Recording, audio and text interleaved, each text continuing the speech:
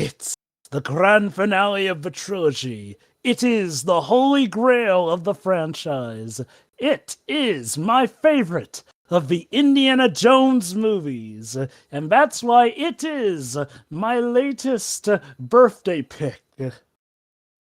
Ladies and gentlemen, this is Indiana Jones and the Last Crusade. It's quite fitting that we're actually doing it this year, since for Halloween we tackled Temple of Doom, so I figured this is just as much any good time to cover Indiana Jones and the Last Crusade.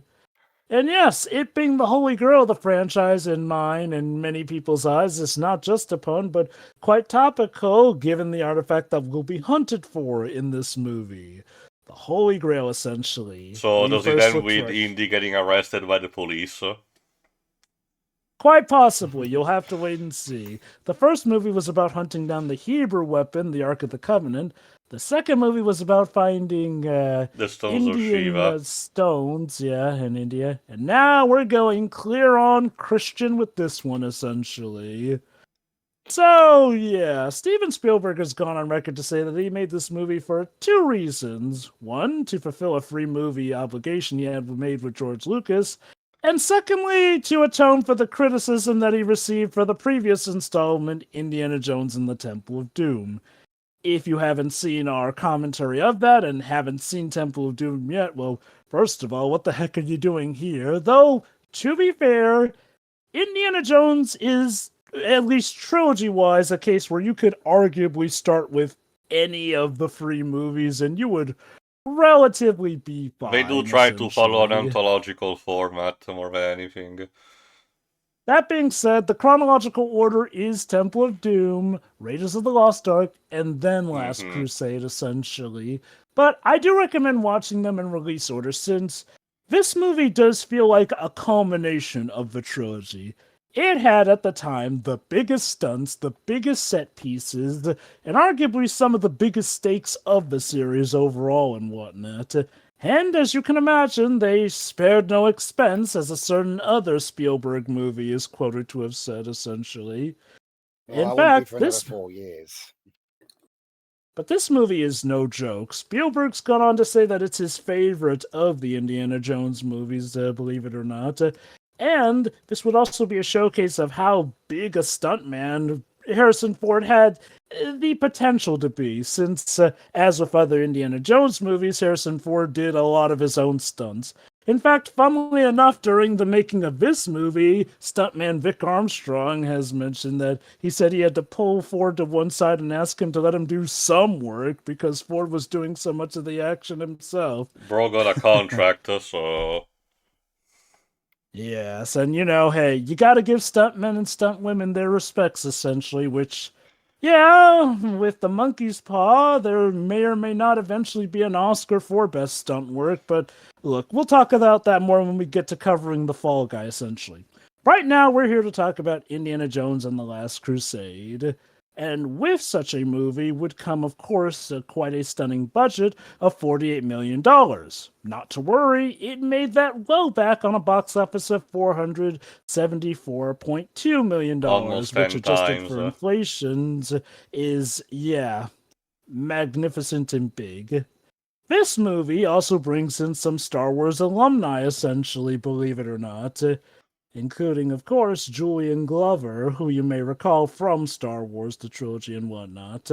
But it throws in a big, gigantic star, Sean Connery. That's right, James Bond himself. So, is this venture worthy of its star-studded cast, big budget, and the heaping amounts of praise that the fanbase and critics gave it? Well, let's find out, shall we? Start at the Paramount logo, which literally merges into the movie at the start. Here we go in 3, 2, 1, click. Fun fact, this movie is one major pivotal reason why Star Trek V sucked, believe it or not. Because for that movie they wanted Sean Connery as Spock's brother, but they couldn't because he was busy with this. And for the climax they wanted some specific special effects, but Industrial Light and Magic was busy with this, so they had to rely on someone else, and it did not work. Fun fact. Fun fact also, if you'll recall, I forget if we mentioned earlier, but Lucas and Spielberg had originally planned to make 5 films, but as you can imagine, the critical and public reaction to Temple of Doom is what caused Spielberg to decide, yeah, no, George, let's end it with this movie. Which would surely be a decision that they would stick to for the rest of their lives. Totally. I mean, to be fair, the 5th one wasn't George's decision. No. Oh yeah, that is true. And you know what, look, I'm not even against them changing their minds for the 4th film. Like, look, times change and so do some ideas, and sometimes it works out. So our movie starts in the Great Old Valley Canyon. But Jovah, the Wile E. Coyote cartoons told me that there's absolutely no vegetations there. Wait, really? Even with all the cacti that he smashes into? Well, there are occasionally, but these showcasing, different kind of bushes and, puffs of grass. I think this one's more canyon than full-on desert, since they are in Moab, Utah. As for where this particular scene is shot, though, yes, it actually is filmed in Utah. I mean, the canyon is, has such a particular unique geographical composition, composition that, you might as well just stick there. So, like any Indiana Jones movie, of course, we start with Boy Scouts. Clearly. God, there was once a child sidekick in the previous movie, now we have like 10. Yeah.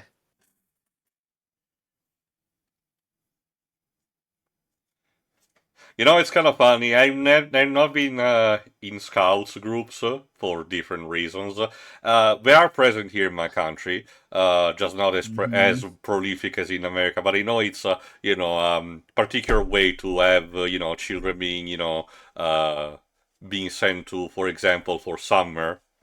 For example, summer camps.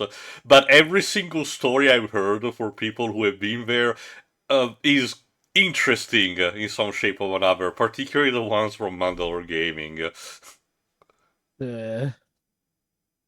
To just make a very story short, because it's something that you need to listen to believe, one time he almost got killed by another scout.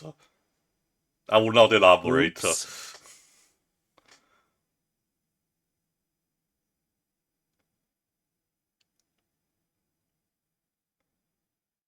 Hey, that outfit looks familiar. Quite. Oh.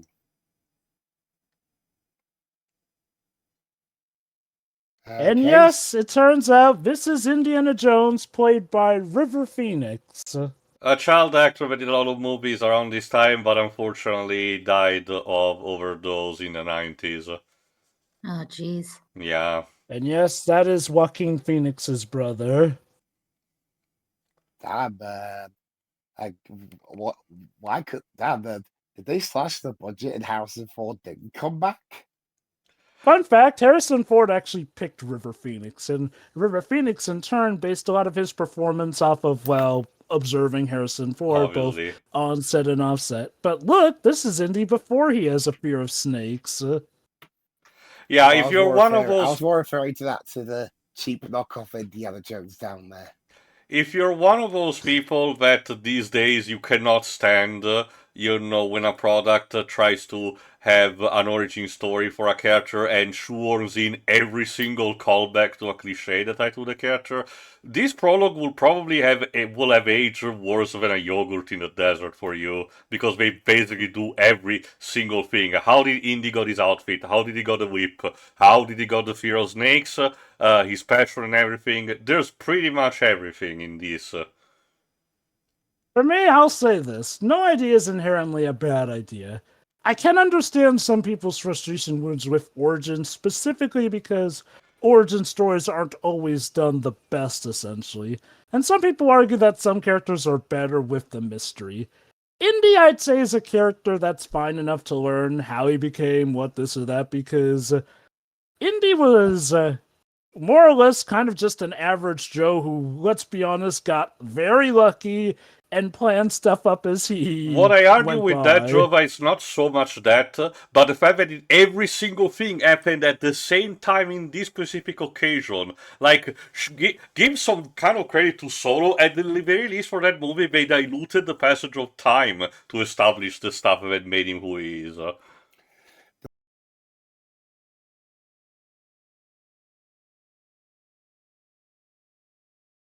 To be fair, I'd say that this only shows the start of it. The Young Indiana Jones series later on kind of expands things a lot better to showcase how Indy was truly molded into the man he'll become. Also, is this the train from Dumbo? Are we gonna get Danny DeVito taking Maybe. a shower again? I hope not. That's quitter talk, Shiroi. Call me a quitter. You're a quitter. Is there a British? Oh Jesus! Is there a British slang for quitter that sounds vaguely derogatory?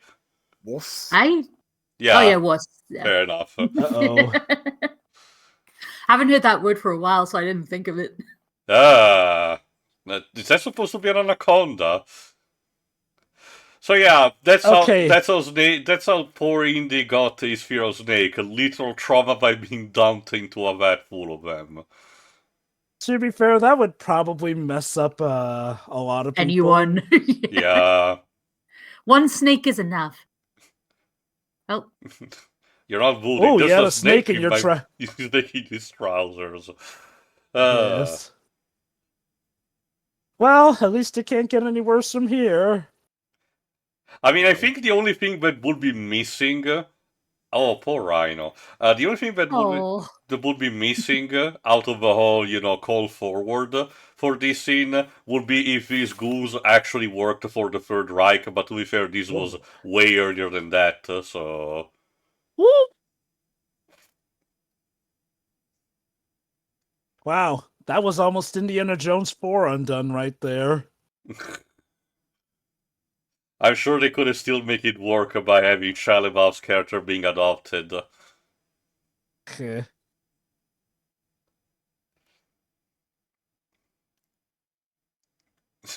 I love his special like, really?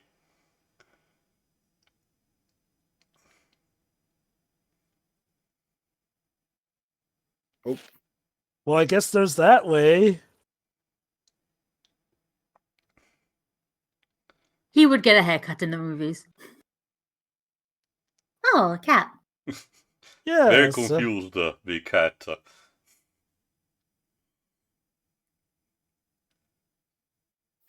Like, I could... Yeah, he's gonna need a lot of practice with a whip. I could tell that the poor lion is very confused because his irises were very, shrunken, which probably indicated that someone was pointing a flashlight to the poor guy. Aw, he just wanted to give you a hug. Yeah, like That in probably would have Roar. ended.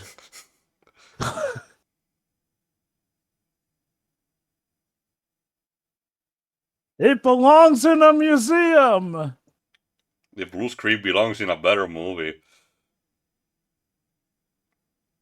Still had another snake up. Aw, it's like the snakes like you, How Indy. many snakes do you have in your pockets, the young Jones?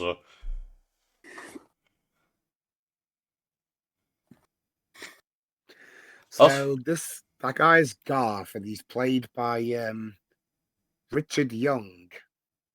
Oop. Mm-hmm. That's okay. Although he hasn't been in, he retired around 1996, and he's now he now makes fine art photography. So long, Zenigata. Seriously, this is kind of like the end of a chase sequence in Lupin. And yet he can't help but show a smile of respect for that kid. It's like, I'm so proud of you, you little shit. Yep.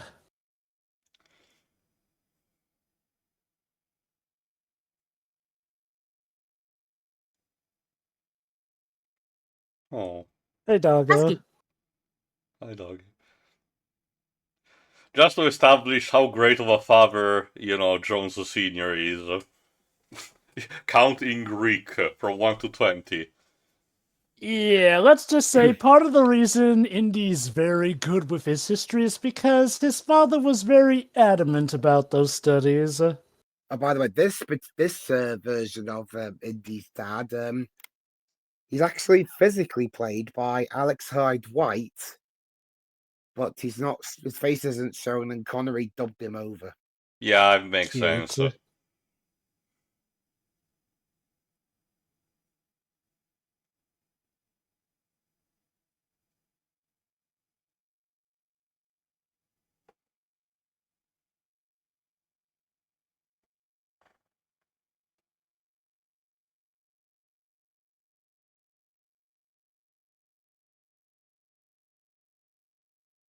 Yes. The The villain notably Godfather. dubbed as Panama Hat.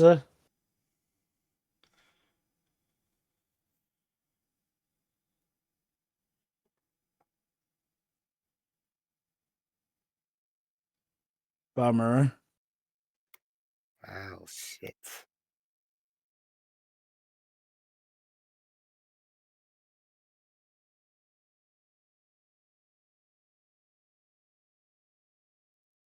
That's how he got his hat. Yep. Just for a And transition. that's how Indy got He into got this it off what looked like a situation. knockoff version of him. I'll give him credit. It's actually a relatively clever way to link the prologue and the actual story together.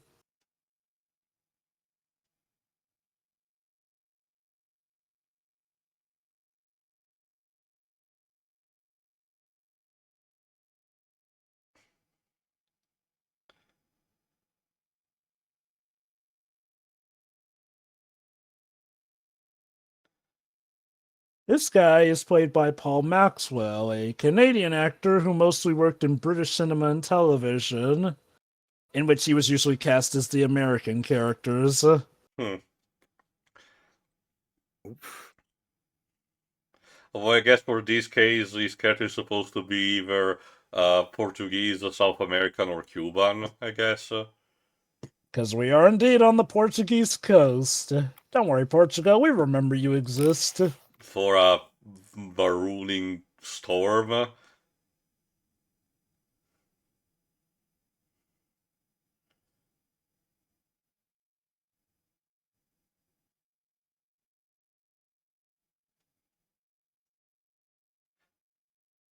Whoop, wouldn't want to lose that. That would have been the perfect punchline if Indy does all of these and wins, but the cross still gets thrown overboard. Then nobody gets it. I mean, that Well, would someone, you theoretically, never know. Jovah, Someone might find it. that would be, technically a good foreshadowing for the end of a movie to an extent. It might, yes. Oopsie. And it And explodes. Indiana Jones. It's like, Well, apparently, yeah, just a because single chimney detachment turns the whole thing into a bunch of oily rags and propane. That looked like a serious fire hazard. Oh yeah, just to let you know, he did. But we don't see the All the body, full Jovah. conclusion. So wait. In this, I know it's the third movie, but in this universe, if you die, the person who last saw you gets your hat. Yes. It's the Team Fortress 2 method, Dweebs. Don't you see, Dweebs? Hats are what give characters their power in these movies. Why else do you think Indiana will risk life and limb just to get that hat back? Because you want some random schmuck having it. So, yeah, whereas Temple of Doom was a massive departure, this one goes a lot back to the formulas of the first movie. We see shots of him teaching class, shots of course, the girls fawning over him and whatnot. And hey, Marcus is back too. Yeah. Still played by Denholm Elliott. Still as English as ever, I presume.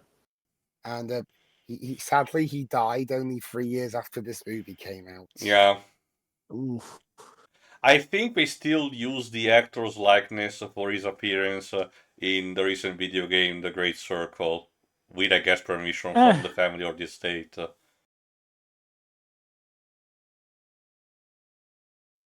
I wouldn't be surprised if the whole Panama Hat saga was supposed to be its own movie at some point, but To be since this was going to be fair, the end, they the figured. prequel, the prologue to Temple of Doom also featured just the end of of another adventure that he was having against Lao Chi, sorry. True.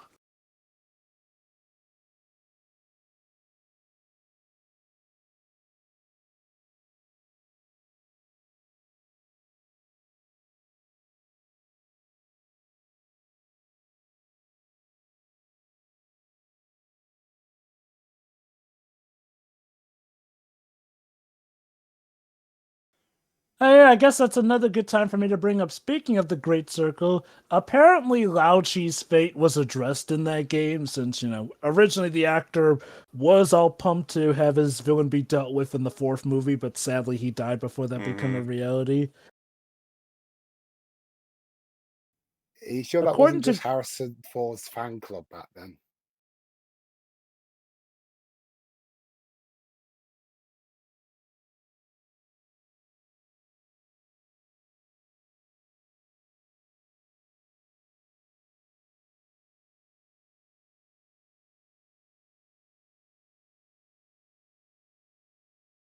But yeah, no, according to the Great Circle, Lao Chi is apparently dead from the Shanghai bombing, since apparently we do go by his club, which is in ruins in that game. Okay.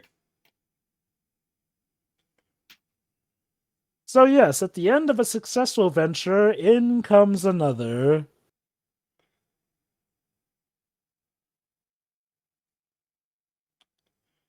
Look, I told the other guy that I'm not Whoa. interested in Avengers Initiative. Well, You can hold on teleport. now. What if we told you you could be the Red Hulk?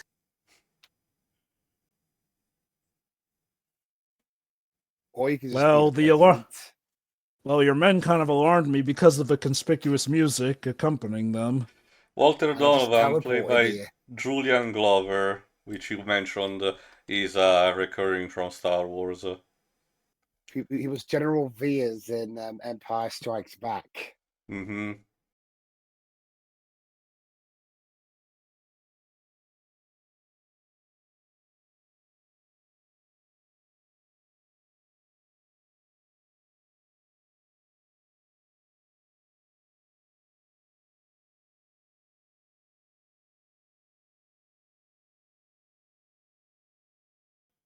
Oh, he was also in For Your Eyes Only. He played one of the main villains in that.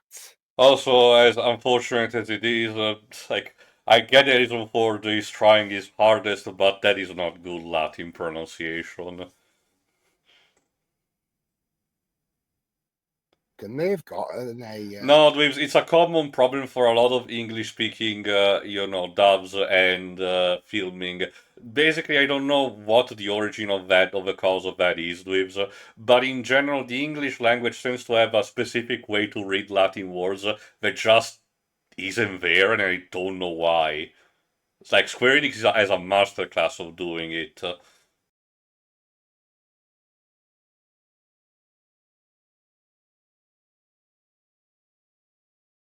So yeah, Time just to go up, I see. a small recap, just to tell you in case you don't know what the Holy Grail is or the significance of it. Like similar to the Spear of Destiny of Longinus, the simple idea is that it's an artifact that was touched by Jesus, so theoretically it should make it, divine in attribute on its own.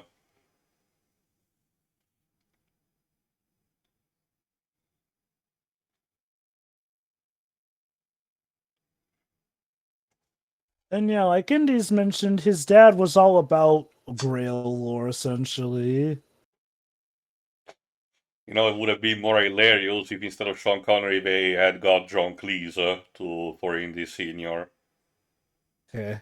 That And would have been more apparently his appropriate. father apparently he did still follow in the family business since his father is also a professor, though specifically of medieval literature, which as he calls it, the class that students hope they don't get.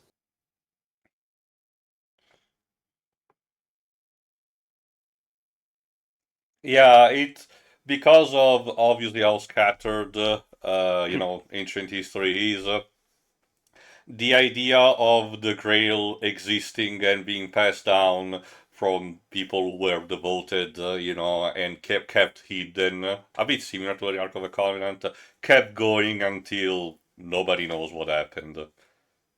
It's Yeah. also, funnily enough, Julian Glover was in a few episodes of Doctor Who previously in his career, including an episode called The Crusaders. Yes, I'll give him credit. Even though he's English, he does put on a good American accent.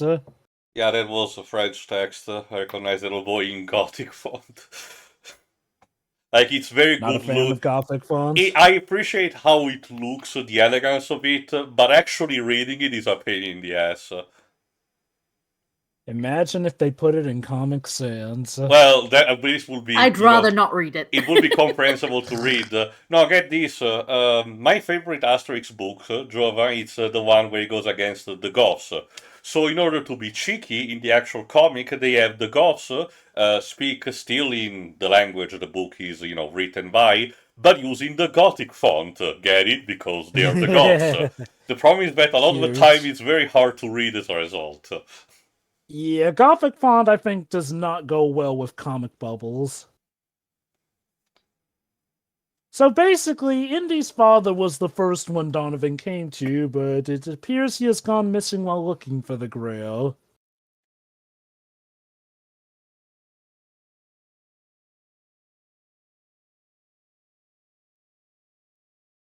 Yeah, there you go. Now, it's personal. Of course. In case you're wondering about Indy's mother, the movie will mention about that, but sadly, she's one of those parental figures that does not have a lot of significance in the beginning of the character for one reason or another.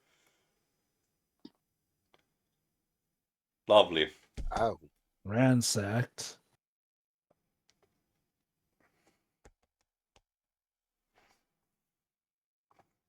I don't know, Indy. Your dad's James Bond. He might know what he's doing. Well, after this, this was basically the point where Sean Connery started, handpicking movies where he wanted to appear in and kept, doing fail after fail after fail. Like Entrapment. So, Sure, but, there was the Michael Bay movie we commented on The about Rock. The Rock, so it worked out a bit That was better. good. But then he And did there was stuff that one. like, but then he did the stuff like, The League of Extraordinary Gentlemen. What about that movie where he plays a dragon? Was that good? Oh, Dragonheart, it's fine, but he was just dubbing over the character. The CGI aged Although- poorly, though. one thing that always confused me a bit about this movie, though, is that how come Indy's American and yet his father is as Scottish as, well, Sean Connery? Okay, I to be mean- fair, his father could have easily have immigrated Yeah. to the States, essentially. Basically. And also, one thing to keep in mind, you don't inherit accents from your parents. Accents tend to be, based from where you live, essentially. Could you imagine Harrison Ford trying to talk in a Scottish accent? Put a pin on that.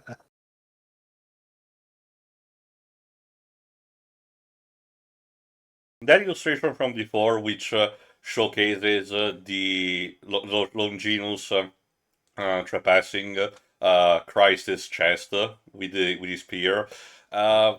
I think that's what the movie is going for when it comes to knowing about the Grail. But theoretically, the Grail instead is the same cup that was used in the Last Supper. Yes, according to some, scriptures, mostly the apocrypha one though, it was also used to contain the blood during the spearing. But I don't know, the books of the four evangelists are in high conflict of this. There is an entire thing that I have to mention when the movie ends, because otherwise it will take too much time. So our Oh first no, major we need to go to location. Oh, hey, Venice. Portugal. Yep, we're going to Italy for the first major country of the movie. Mamma mia!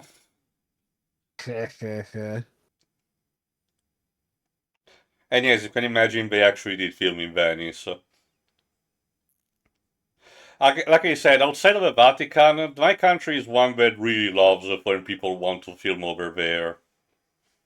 Yeah, like it feels like the most popular places to film for Italy are Venice and, of course, Rome. Yeah. Though, the palace where they filmed the scenes in the Naboo castle in episode 1, they're in a specific castle in Caserta that they filmed there. So here is the latest love interest, As Elsa Schneider, played by Alison Doody. She's an Austrian who's played by an Irish actor. of course. She will later go on to be Catherine Buxton in RRR. What a I've name. never even Before this, heard she of was that. It's Before an this, she was Indian. in A View to a Kill, Oh, playing a more that minor was her film character. debut. Yeah. Well, Sure. the film character that everyone remember there is instead played by Grace Jones, but Basically, sure. RRR is this crazy Indian Telugu language epic period action drama, essentially. Hmm.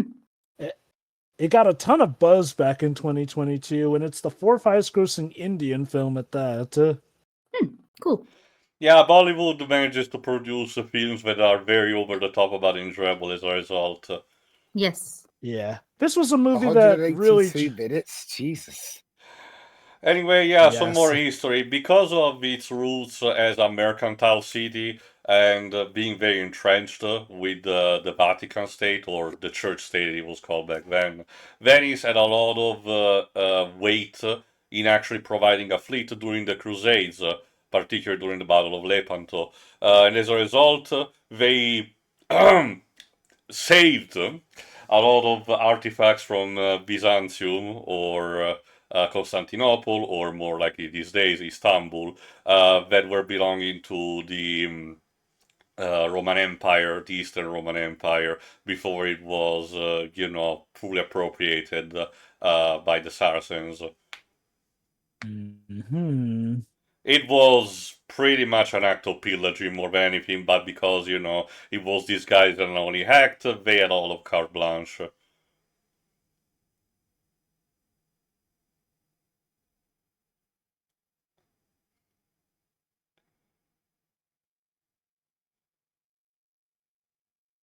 No, Indy. What you need to do is actually have, a notebook where you have to look at the solution of the puzzle immediately, like Booker in the beginning of Bioshock Infinite.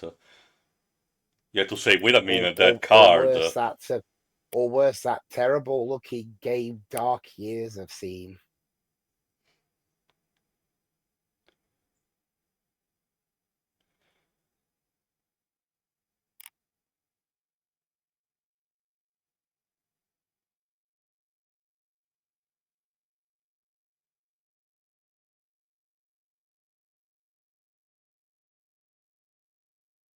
You're standing on it.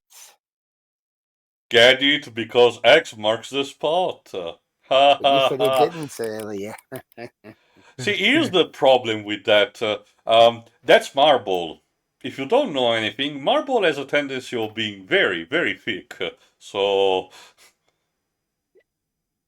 We'll what just have to Indy's improvise. about to do, I don't know. I think it will require still more effort, although it provides a gag. Albert Einstein? Damn, my stamp is strong. Dan, I guess the Italians really know how to make an amazing stamp. Just to make sure that the ink gets featured on the paper. This poor librarian. If this was a 60s, 70s Disney movie, they would have had the gag of him having a bottle of wine nearby and he will drop it. That's kind of what happened in the Aristocats.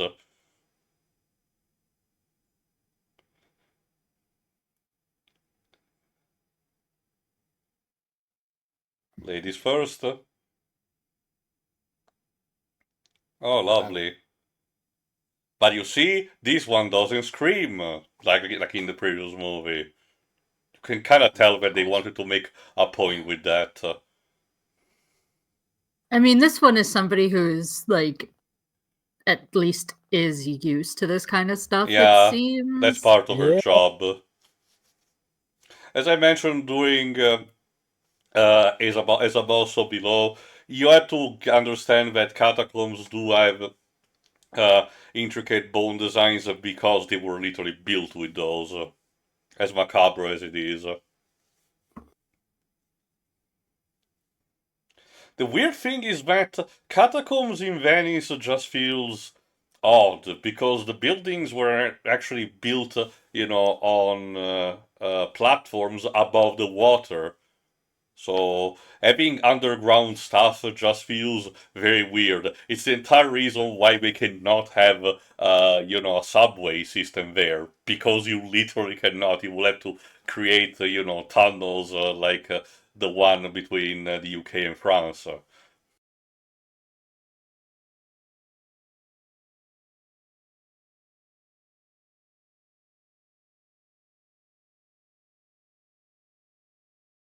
Been there, done that one, honey. pretty mid, to be honest. That is so last movie. Yeah. I'm actually glad I didn't see the end result. Yeah, it would have been the last thing you ever saw. You may have noticed that John Williams actually puts in his Ark of the Covenant leitmotif when doing that one. That's, believe it or That's not, fun. not the only time we see a leitmotif show up. Earlier, originally, when we do hear Donovan's wife say that he's keeping the party waiting, if you actually listen closely, you can hear the Star Wars theme being played on the piano in the background, essentially. Which fits because Julian Glover did play the leader of the ground attack forces on Hoth in Empire Strikes Back.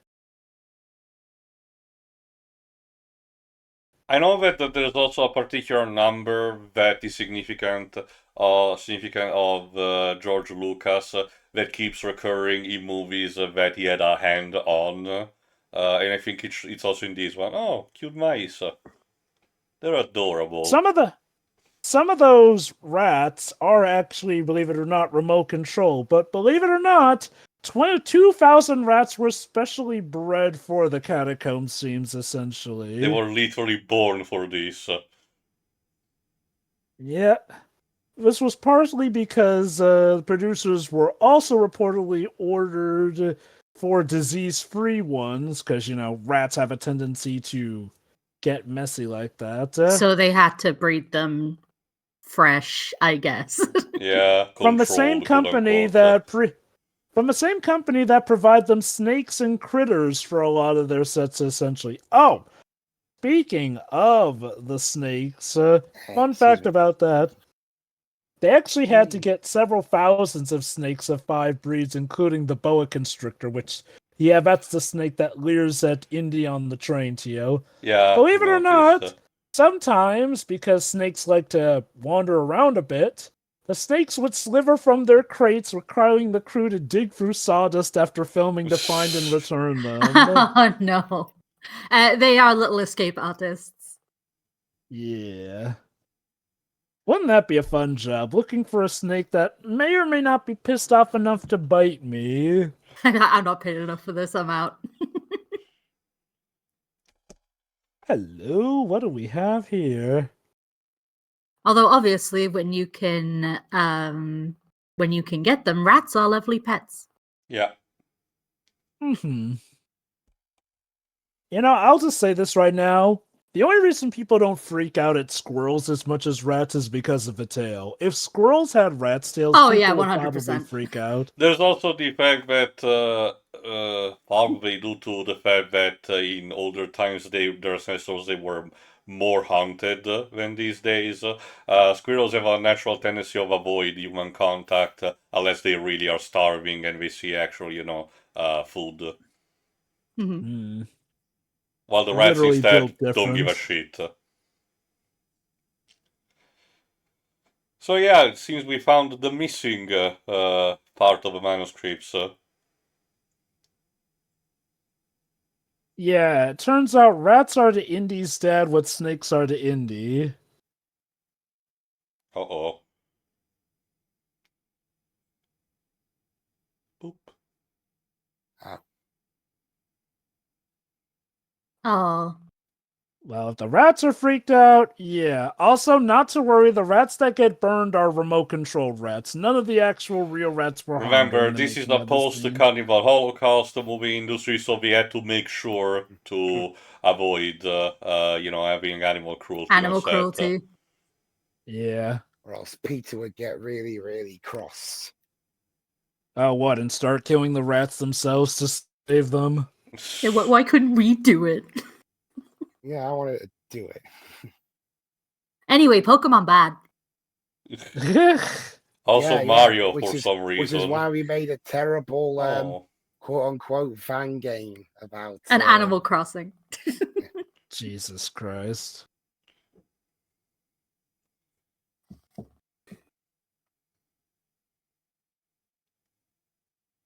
This is Look, another church. I said pleasant Italian music playing. Venice has a lot of smaller church other than the St. Marcus Cathedral, so... Is this where Mario got the idea to explore pipes and sewers? Clearly. Look, I This saw it car in a has to- video game, okay? I actually don't remember. Yeah, I think LGN did have a video game based on this. Yeah, I think it was part of the one that the AVGN covered. Harrison Ford Oh. as Mario. Isn't the new one Hmm. coming out or is already out a prequel or something?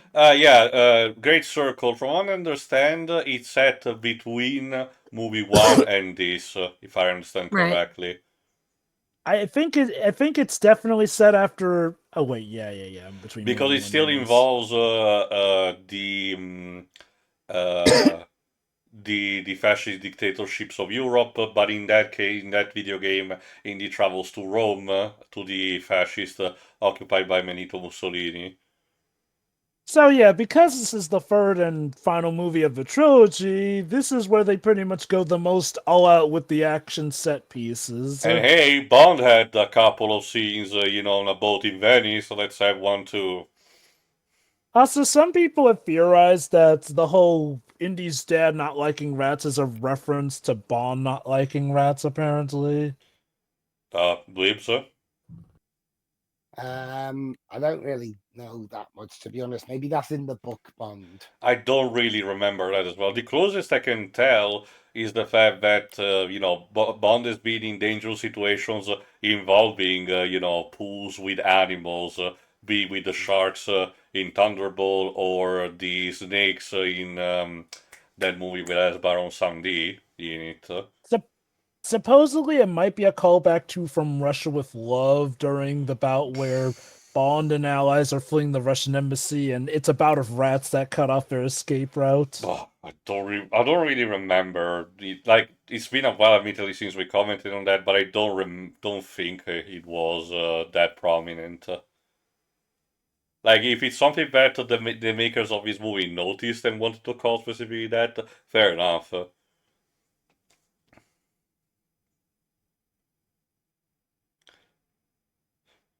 Also, in case you're wondering why they chose motorboats instead of the gondolas, which would have been potentially more appropriate for the city, you have to understand that the gondolas are not really suited for an high energetic chase sequence. Yeah, aren't they Case like in point, quite slow? I They're, guess. see they're, Moonraker. they're specifically made for tourism purposes because they have a more quiet pace. Imagine a chase sequence on gondolas. That would only work in a Looney Tunes short. A couple of again, Jovah, Moonraker. A couple of Disney comics managed to work it out, mostly because, of course, Italian authors. So. And yes, this is also where the line, "My soul is prepared, how about yours," came from. So yeah, that dude is insanely dedicated to his job to the point where he was willing to die. Surprisingly, no cyanide pill.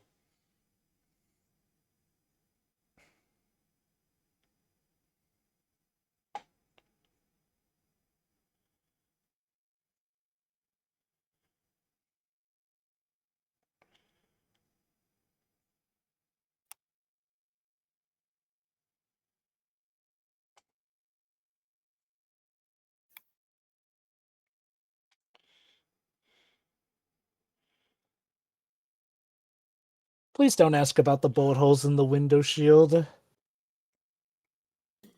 A pigeon did those. Yes. Yes. Okay, I can't believe seagulls can do that.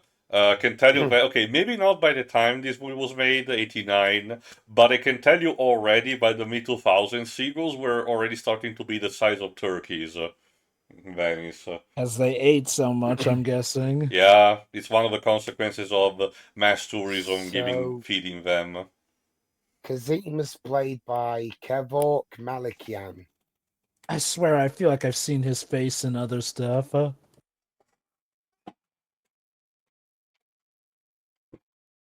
Flight of the Phoenix, Taken 2, Oh, Exodus Cod Sinking. So I'm guessing this is some of his best work here. probably. Oh, and he was in Doctor Who as well, in the Oh, Wheel in Space.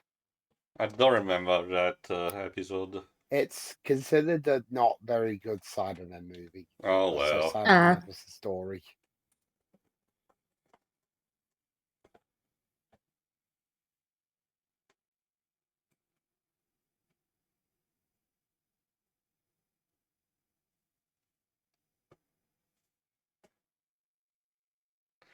There's also an episode of Silent Witness, but who hasn't been in that show?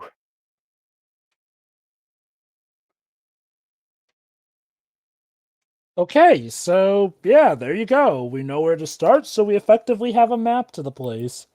Now we just need to get Dad. And And in fact, as Indy mentioned, we're about to also meet, again from the first movie, Salla, played by John Rhys Davies, but we'll have to wait a bit for that. hey, the Welsh actor's back for your delight, Shiroi. oh, they're Well- bringing in people from all parts of the UK, huh? Although, again, similar to the first movie, he's playing the role of a Middle Eastern guy. I don't think he's actually in brownface, but still a bit iffy. Hell, Shuri, wait till we get to the Living Daylights. Not only was Timothy Dalton, the Welsh guy, starting James Bond then, but John Rhys Davies was also in that. Huh. You wanted more Welsh people in a Bond movie. You get 2 more at once. It seems to be when in doubt for a high stakes action movie, get James Bond and Star Wars alumni.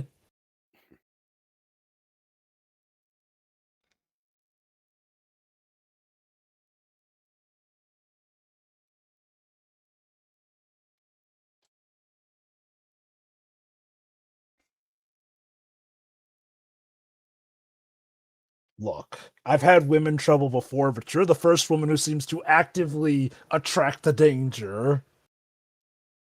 I don't know, I think Marianne, had attracted, the Nazi spies to her place in the first movie.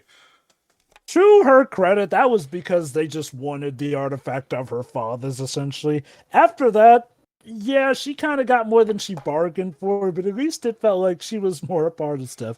I think Indy's stuff as well is that this woman seems to be legit trouble, but that apparently Yeah, turns speaking him of the on. gondolas, there you go.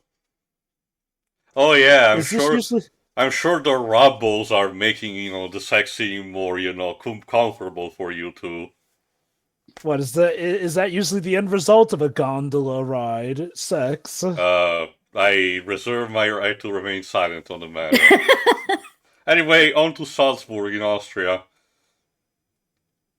Right on the tip of Germany, which, yeah, that's a bit of a hot. Remember, as I mentioned in The Sound of Music, unfortunately Austria decided, for reasons that still escape me, to simply surrender to the Nazis. So You sure we're not in the UK? The weather is ghastly.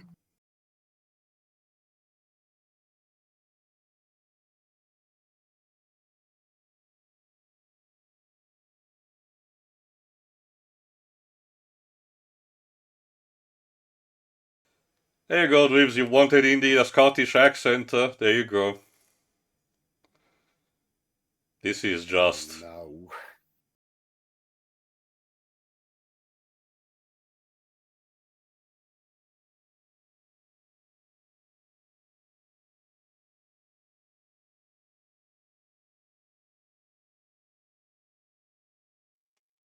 I'm pretty sure I can make a more convincing Scottish accent for voicing Casey.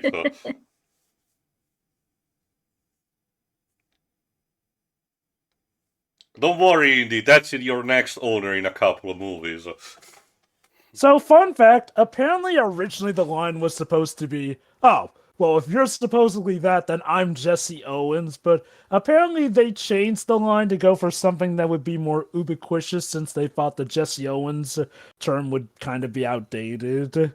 Which is a shame, because that really fits, since Jesse Owens is the black man who famously embarrassed Adolf Hitler at the Olympics. I get the idea they probably... Oh, there you go.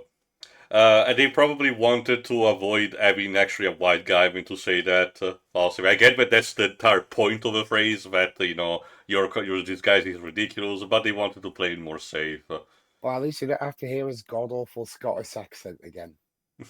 Let me put it this way, Although- Lips. Indy's many things, but not a master of disguise. I have seen this movie a while ago, but I actually forgot about the Scottish accent bit. Yeah.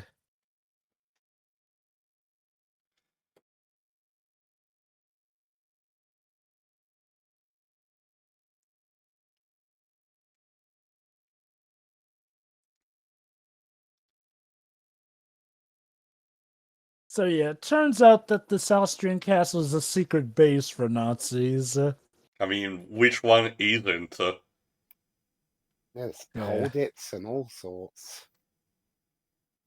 Like, you might as well call the place Wolfenstein, and it would be the same.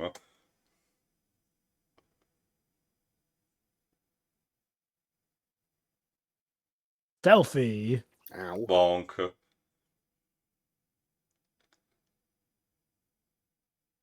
Oh,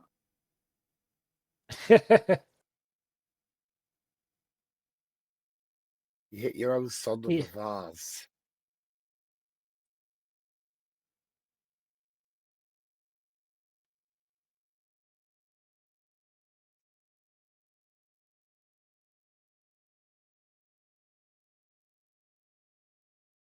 Of course it's Ming Dynasty. It's always Ming Dynasty with a porcelain china.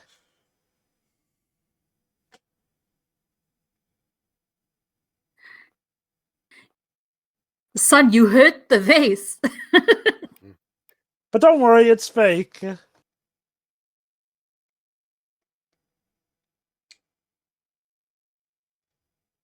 you reckon he took the real one.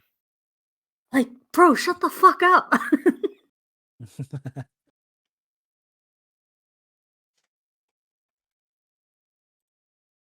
So apparently Anthony Powell founded a challenge to create Sir Sean Connery's costume for this movie because the script required the character to wear the same clothes throughout the movie.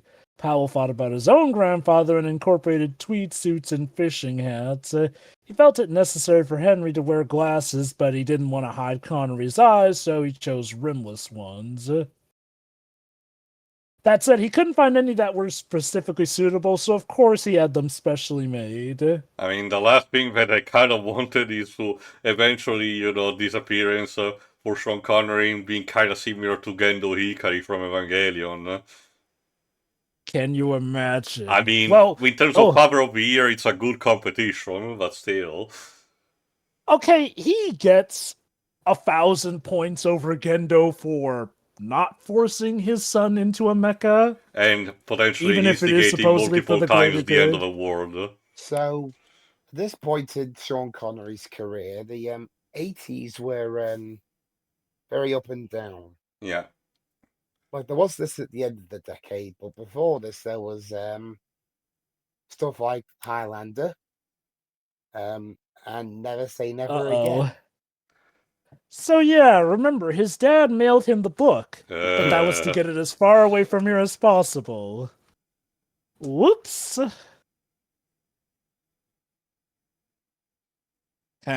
Hilarious.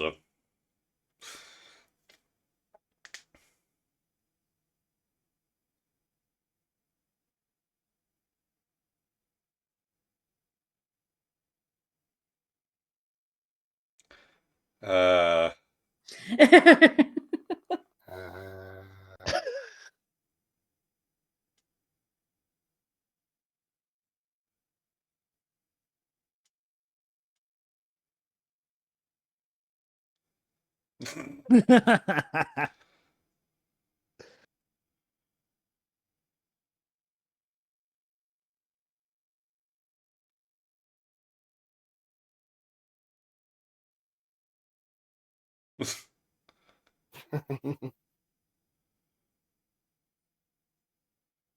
Look at that, James Bond. Isn't your son doing you proud? All right, Dwib, so which love interest did Bond settle down with to produce Indy? Well, this film takes place in the. I'm trying to think. Probably That not random one Mayday. he hung out with in the first two movies. I mean, there's a reason we never saw her again after that.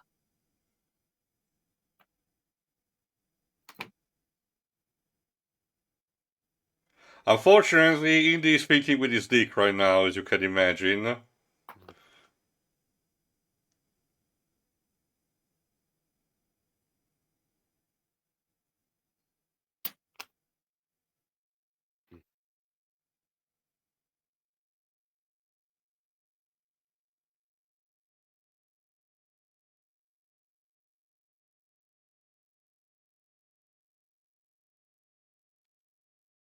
And he doesn't punch her. Okay, to be fair, he had still the Luger pointed at him, fair enough. Could have used her as a meat shield, though. So yeah, here's a point Willie gets over her. She's not a Nazi. Or at least a sympathizer for them. So yeah, it turns out the main love interest is actually the villain. A femme fatale, which, hey, go figure. You are indeed your father's son, Indy. Oh, the What? implications. So Yep. anyone who talks in their sleep is a Nazi. No, it's more like she kind of may have divulged some secrets. The same reason you did, old Yeah, man. let's have more important matters at hand. Very quickly, we established that the guy when you talked at the beginning is also a bad guy. Now, this comes very weird to me because this kind of real feels something that should have happened at the 2/3 mark instead of not even halfway through. I guess they wanted to give Donovan presence as the main antagonistic force, but yes, Donovan is flat out a traitor, essentially. But all is not lost.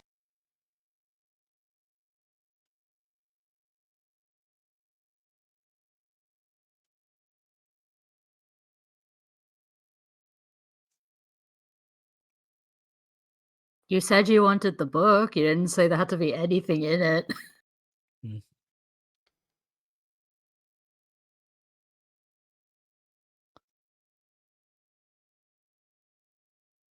Marcus insisted on coming.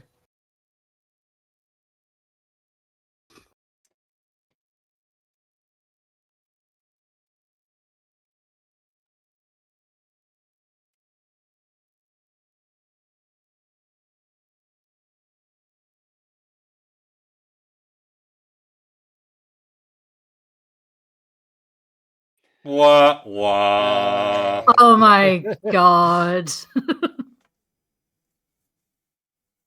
You're like 95% of tourists who go abroad.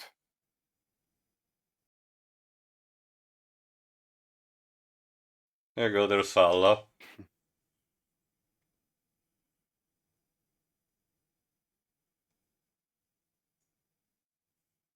Okay, so Is Salah it? managed to recover from that split personality he had when he was in the Living Daylights. I mean, could it be... Okay, don't remember. When did Sliders started? I think in the early 90s after this? Let me check.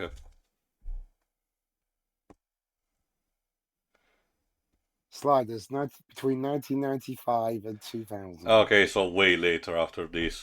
Okay. Because he was one of the main characters in that show.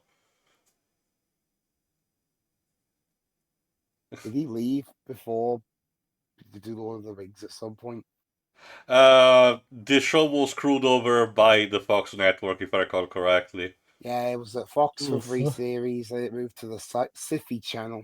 It got to the point that by the end of it, only one of the original cast member was still active, and it was a complete mess. Cool concept, though. Really wish they would revisit it. I mean, if Quantum Leap can get a modern series. Yeah, Quantum Leap. I've started recently watching that series. I hear it's really good, but apparently has a bad ending. The original. Yeah. What is it with Scott Bakula shows and terrible endings? Wait, that wasn't the only one? Remember Star Trek Enterprise, Jovah. He was Captain Archer. Oh, right.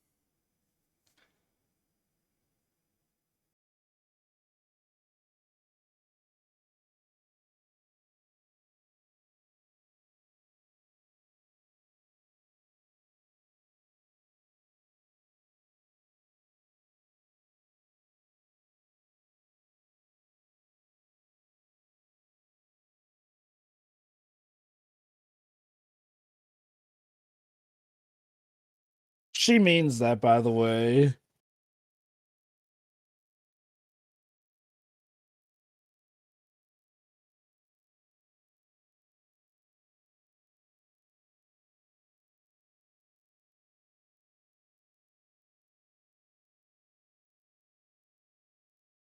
Yep. Shiroi, to paraphrase you from Sly Cooper Thieves in Time, she kept it in the family, basically. This is what in the Bees tends to be called Goldilocksing. Huh. I mean, hey, his father is James Bond, so of course. She seduced both of the Jones boys. Lady, Huh. not for nothing, I know a VTuber that probably will disagree with that.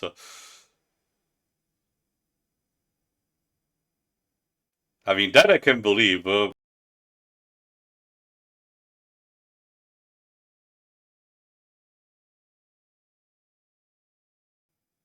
Great, Dad, of all the things I did not want to share in common with you. We are not bonding over this.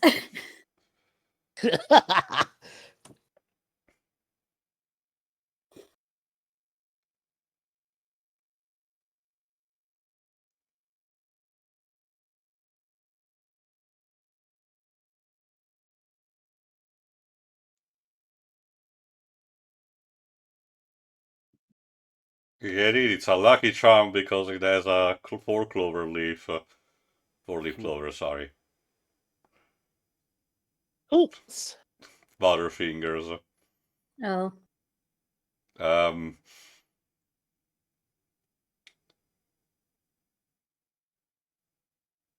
Don't fan the And apparently the carpet and the place were actually imbued with oil, I guess.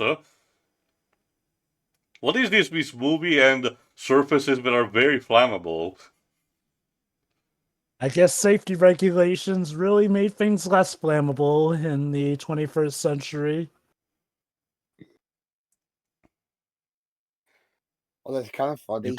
Connery's only 12 years older than Harrison Ford. Huh.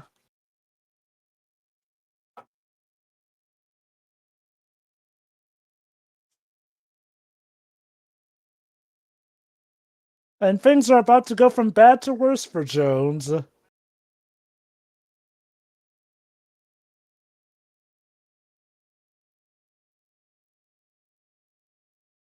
Yes, Adolf Hitler specifically has declared war on Indiana I mean, Jones. it's a bit late. You think it would have happened before, considering what happened in the first movie.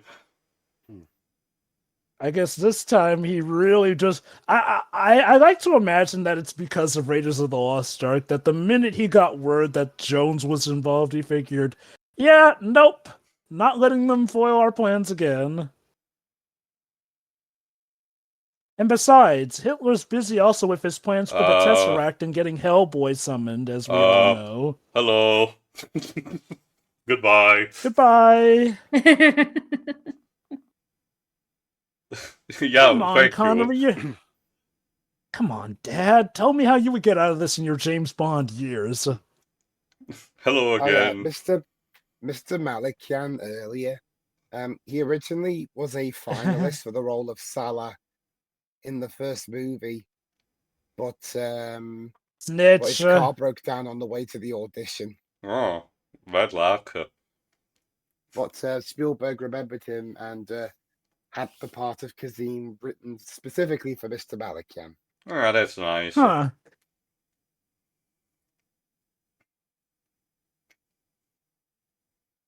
Fun fact also, this is Connery's highest grossing film.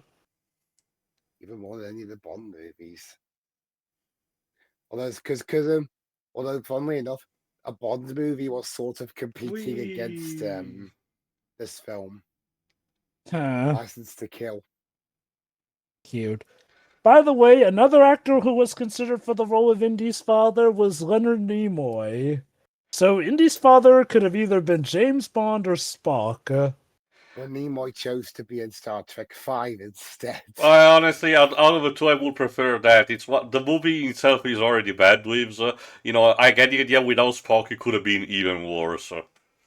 I'm guessing, Well, to be I mean, fair, considering how Shatner originally wanted the ending of that Whoops! film to go. Yeah. Well, Scooby-Dooby-Doo, it looks like we found a secret And passage. Indy broke his neck on the stairs. And died. Because that's what happens that's okay. usually. It's okay, he rolled just fine. It's amazing how, the fictional media industry has severely downplayed how dangerous stairs can actually be. Everyone's necks are made of rubber. It's fine.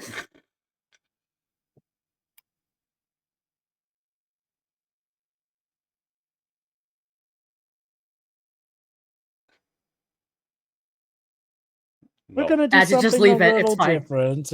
Someone's getting a free boat.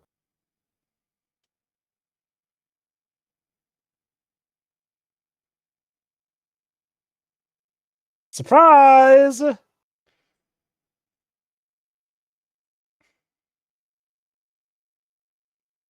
So, fun fact, originally the car chase scene in Indiana Jones Temple of Doom was actually going to be a motorcycle chase. So very As you purposely know, for that didn't this. happen. Oh yeah, Yep. the whole she talked to the sleep thing earlier, that was an ad-lib.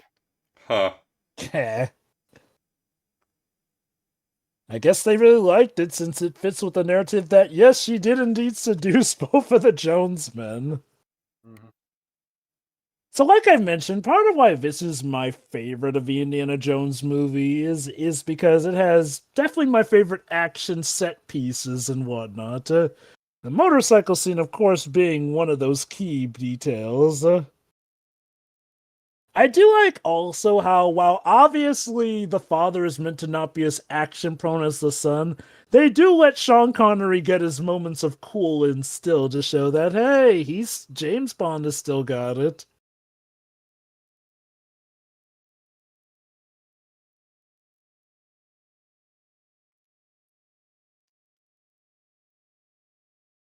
Excuse us, checkpoint.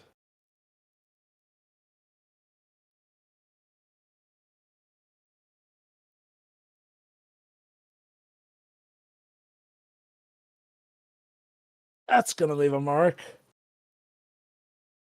We Well, at least the motorcycles didn't explode. No, I get the idea they might have wanted to replicate the speeder chasing from episode 6, but wanted to be less Wouldn't aggressive at the same time. That wouldn't surprise me. There are a few Star Wars references apparently in the Indiana Jones flicks. You were saying about motorcycles not exploding. Well, that was... Well, it rocketed off and caused a cloud of dust. It didn't explode. No, okay, the smoke, I can't believe it was something like that the motor inside, fucked up. Because that's something that happens if it's under stress, specifically for those kind of models. Pretty much. Like, it didn't give off a fiery explosion.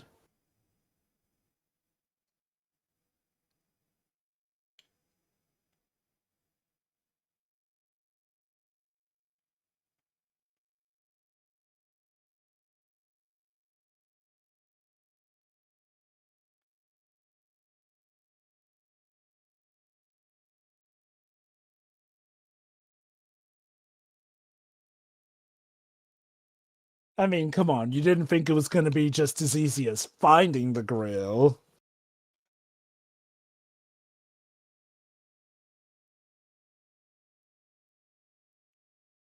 I mean, there's a reason why they were written down. Yeah.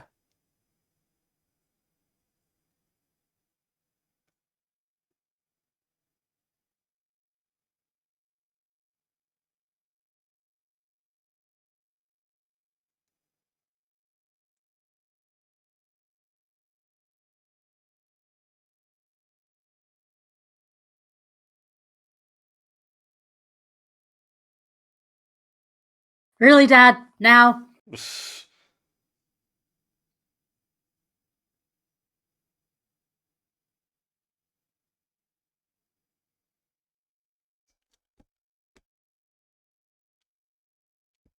I Yes, mean, this is a version. anyone who has, a bit of faith would actually question, why an artifact like that could be corrupted for such an ideal, but sure, finders keepers, I guess. The idea with the Holy Grail in this case is that it's one that grants immortality and supposedly immortal health and all that. So it's not so much that it would be corrupted, but I guess the idea is that it's a tool, essentially. Could be used for good or evil. Which, like I mentioned, is what leads us to the stakes, essentially, since, yeah, if the Nazis get the Holy Grail and can make their forces immortal, that'll mean World War II probably has a bad result.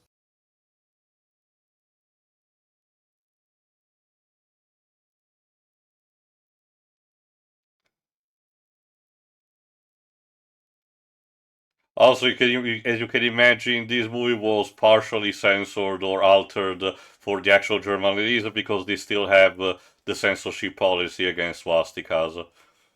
Oh, the Lego game adaptation had so much fun with the Nazis, and that you would definitely not be able to tell they are Nazis in that game.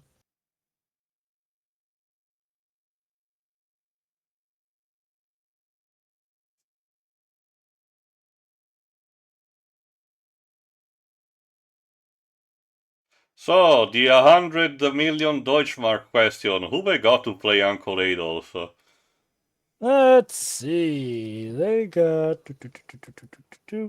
Michael Schurd.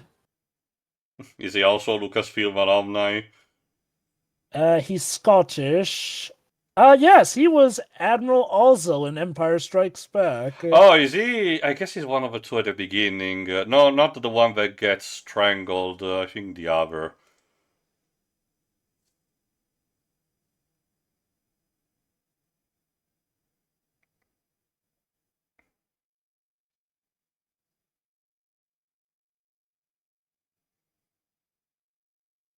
Actually, yes, he is one of the ones who gets choked out by Vader. She literally says, "I'm not a Nazi, but." Yeah, it's like she can talk about how, oh, I'm only a Nazi for the greater purposes. You're still siding with the Nazis. Yeah, you kind of like you are beyond fixing.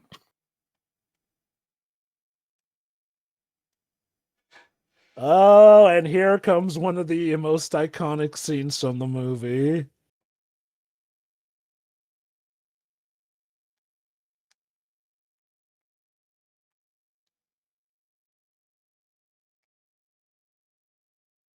Hindi Hi. comes face to face with the man himself.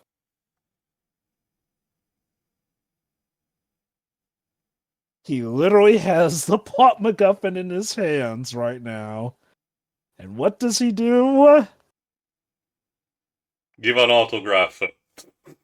He has Sure. no idea. He has no idea how much he has boosted that diary's eventual revenue in the future. Bye. Congratulations! Your father's diary is now going to be an artifact. Oh, sure. Let's Star Wars. Let's Star Wars wipe to the next place. Why not? Was that also a reference to? Yeah. So okay. To be fair, it's a common type of editing wipe, but Star Wars, popularized it to Uses high it a degree. lot, Yeah. I guess. So yeah, Indy can now boast that he is face to face with Adolf Hitler himself, and got I his don't know if that's a thing you autograph. boast about. Again, like I said, they tried to replicate that kind of scene in The Great Circle by him coming in contact instead with Benito Mussolini. Ah. Honestly, the only thing that would be missing will be Hirohito and the Trinity will be complete. But honestly, I don't want, this franchise having to deal with World War II era Japanese imperialists.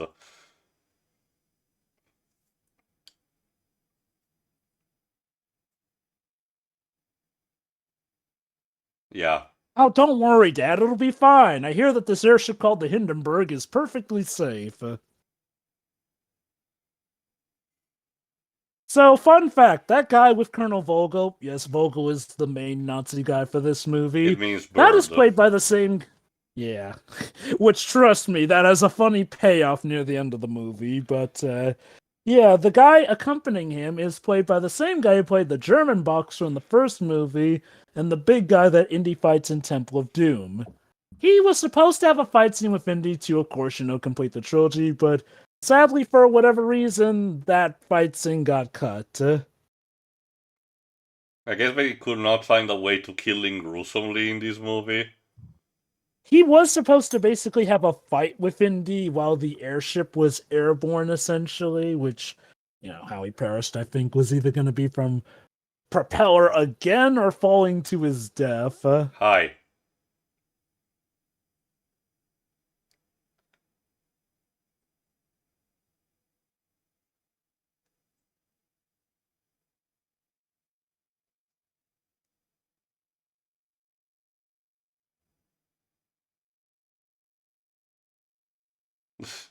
Ahem.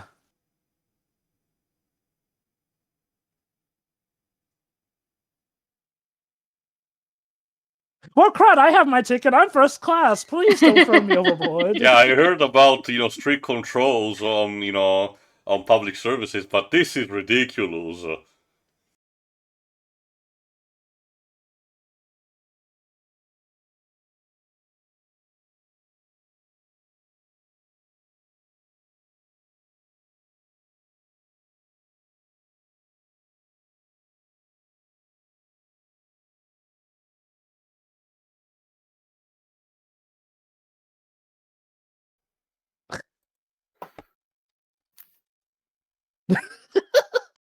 Indy, there are other fish out in the sea. You don't need to be so sore that your latest catch apparently also boinked your dad before you. Well, okay, maybe you do, but Freud's not around to give you the therapy. I mean, she's a Nazi anyway. Yeah, I love that he's more concerned about the fact that she boinked both of them rather than the fact that it was she was a Nazi.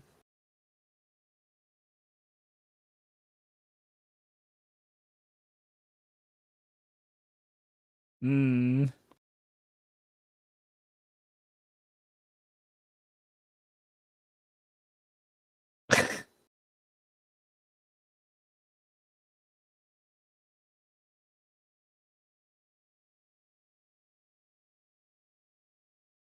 Is that what all neglectful parents tell themselves? You literally didn't talk to me. It was teaching you to build your own character. And I almost got in legal trouble for it. Okay.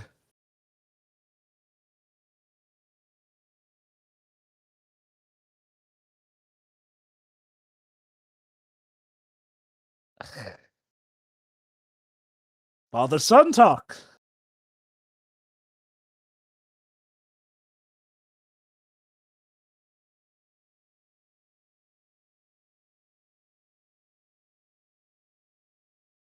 It's like the childhood he never got to have, except he's been shot at, nearly burned alive, and is fighting for his life. But hey, now finally he hangs out with dear old dad.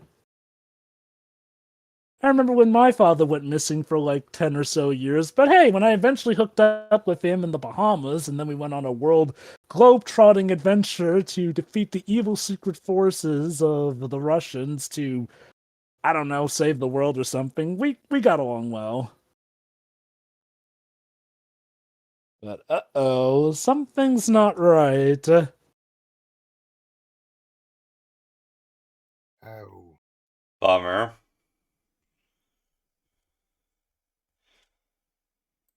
By the way, Dad, this mountain range reminds me of that one time I fell with this Willy girl down a particular shaft in an inflatable raft. Shame there's none of those to survive the fall with.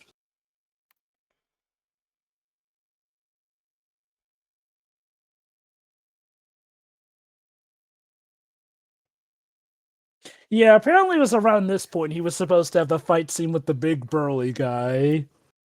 Yeah, I can see why. Probably, if I had to guess, it might have been a case where he punched him and he fell down. He would have fell down from the Zeppelin.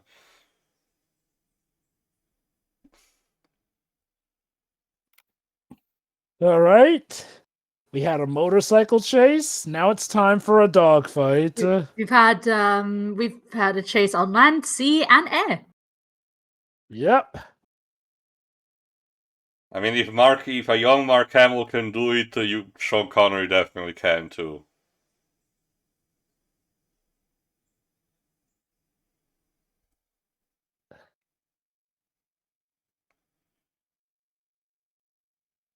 Look out, James Bond's packing heat. Unfortunately, Senior is not as good a shot as Bond. Hope so. Oh dear.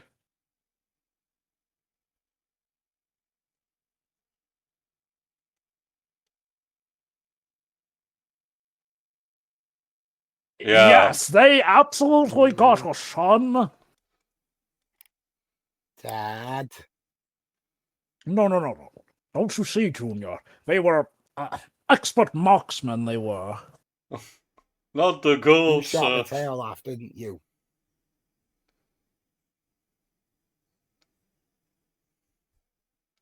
Okay, now what do we do?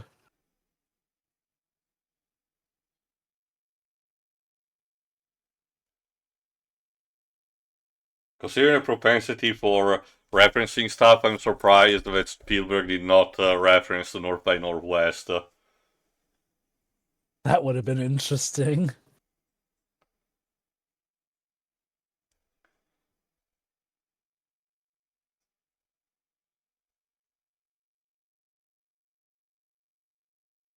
Whoop. Thank you, sir.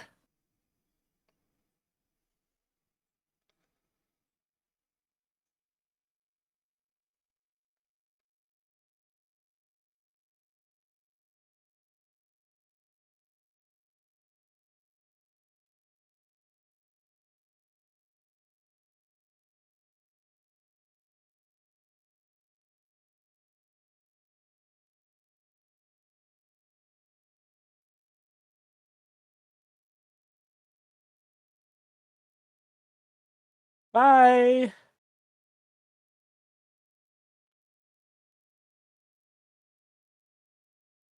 Yeah, I can tell this is one of those movies where the HD quality unfortunately showcases a lot more the blue screens where they film when they film that. Unfortunately, Yeah.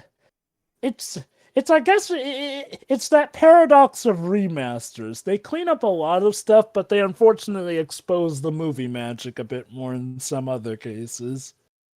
I mean, clearly it's If only nothing there that were, they thought much back in the day.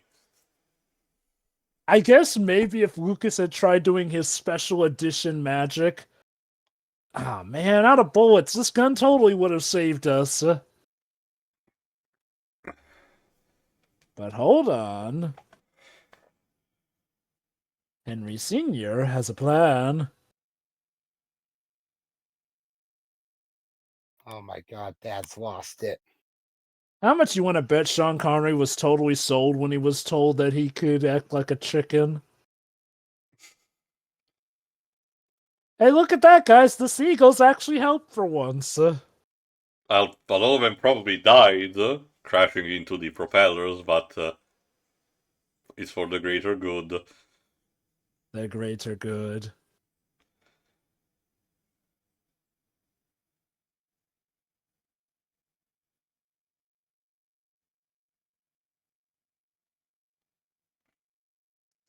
Meanwhile, in the In the Republic of Republic of Hatay,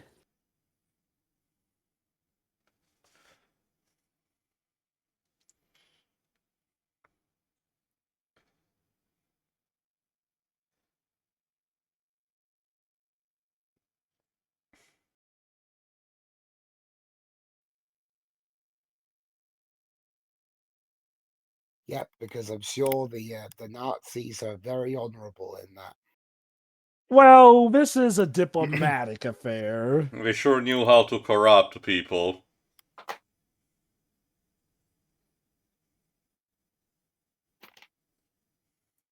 But that doesn't seem to spark his interest as much. No, what does get his interest is Product this placement. sick-ass car. Also, that bit earlier, donated. Yeah, sure. Sure. How much royalties did Rolls-Royce got from this? Not sure. Like that's Probably not that's much, gotta be the considering, most yeah, awkward product placement, you know. You get your publicity for your cars, but it's from the Nazis. I was going to say, probably not much, considering that there's Nazi stuff all over the place. I mean, the movie kind of stopped for a second to sell you the car by telling all the details that it can do. I get that by 1989 it was an outdated model, but you know, for collectors, I guess.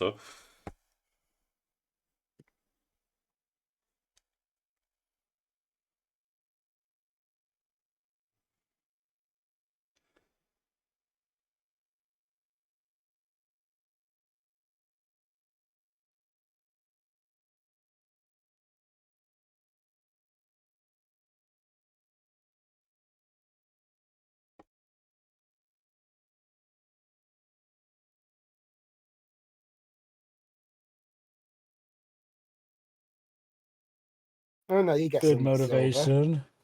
a bullet. And yes, they did indeed get a whole ass World War I tank for this scene. Thanks, World War Britain. One. Well, I guess they could okay, not find or reconstruct a model of the Panzer or the Mauser.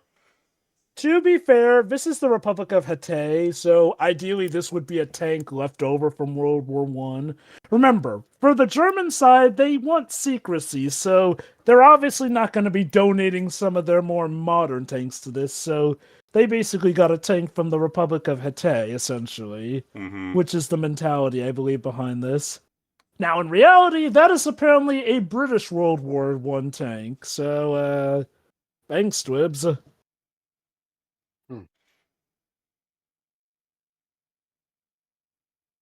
So yeah, because Hitler declared war on them, it's war. Tank and everything.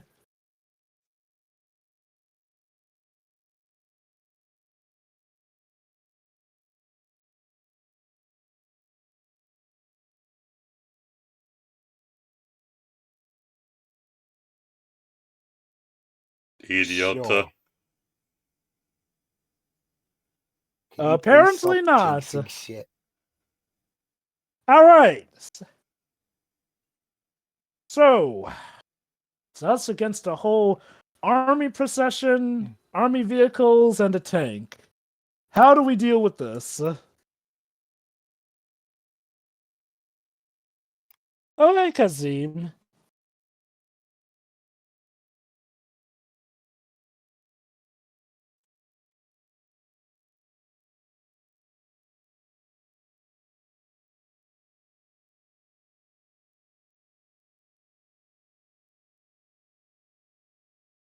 Actually, it's not, surprisingly, but we'll use it to our advantage.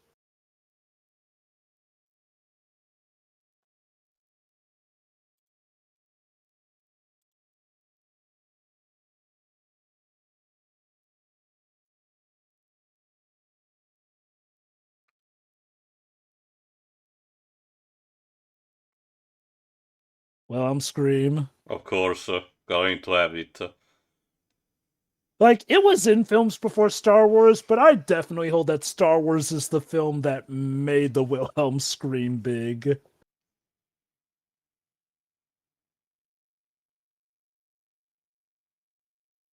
Yeah, camels are bad-tempered, they spit, and The best they are for is desert transport, but in this case, horses will do better.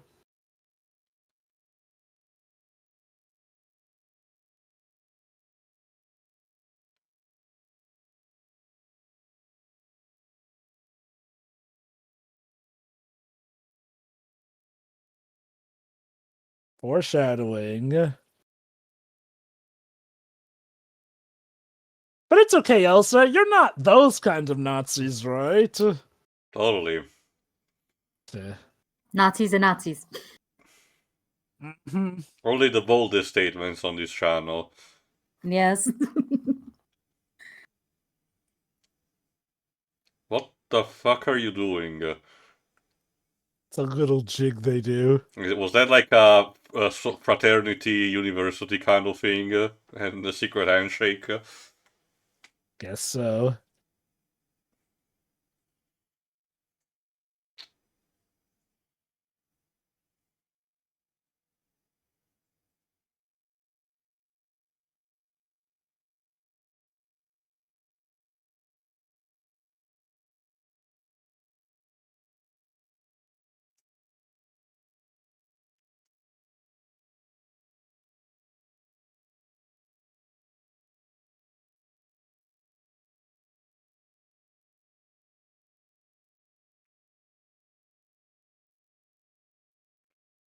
Yeah, probably should find a way to distinguish the two.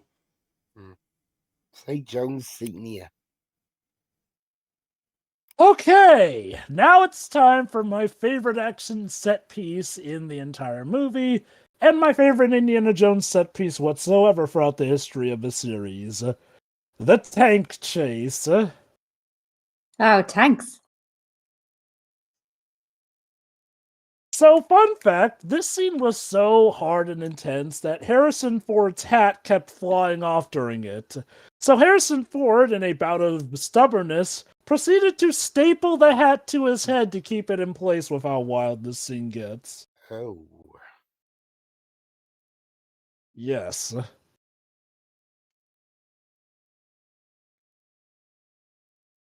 The one advantage he has is that reloading a tank like that takes some time. Well, the thing is Shame that it's- they have multiple guns for this very reason.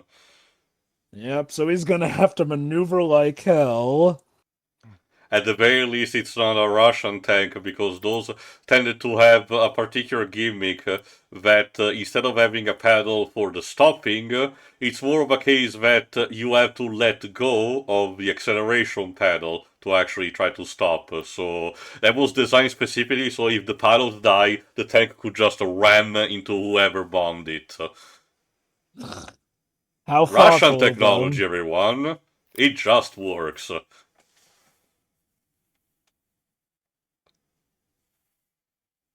Well, that'll at least take care of the front gun for now.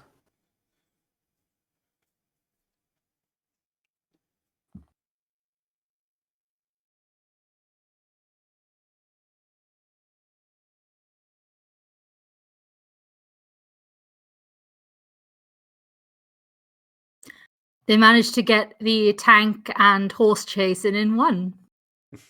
Yes. Remember, What are we a lot of missing? this is... Yes, let's see, we Jovah? got tanks, we got jeeps, we got desert vehicles and all that.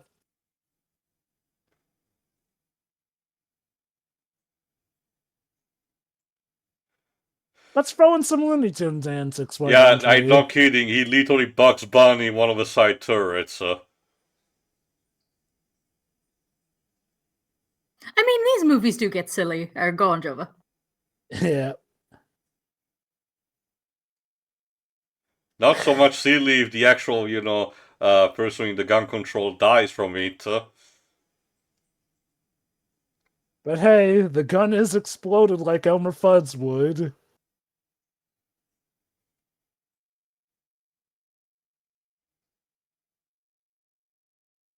Yeah, might as well stick your head out to get some air. Yeah, that's the other thing with the tanks. Because they need to be closed, almost entirely in order to avoid damage. If some internal stuff happens, it becomes basically a pressure cooker. Yeah, no air conditioning in those old days.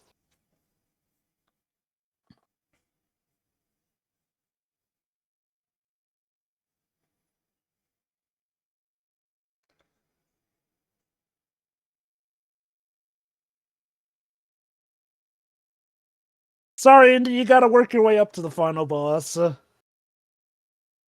We still got a bit of movie left. Yep. Hey, shot. Luger doesn't have that kind of penetrating power. What the hell were those bullets? I think the idea is that he was close enough that it could shoot through them. Unless that was, yeah, I think that was the Luger.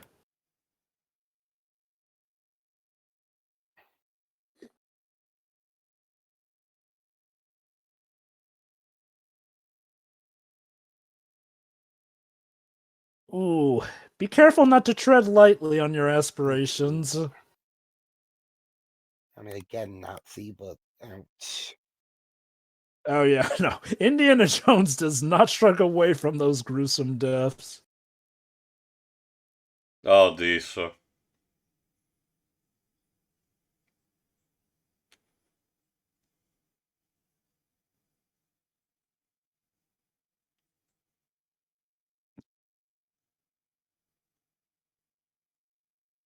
Translated roughly to the Americans, they fight like women.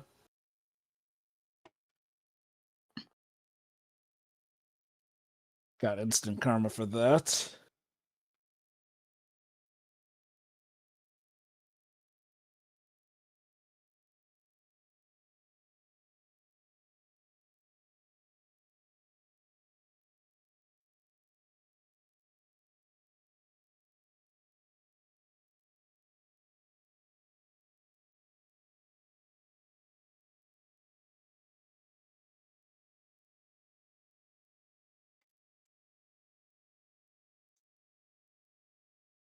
Not the time. Work on your one-liners. Yeah, usually good one-liners. You don't have to repeat them to try and get another Then reaction. again, James Bond only occasionally had some decent one-liners here and there. What are you talking about? All those ones were absolute gold. In his own mind.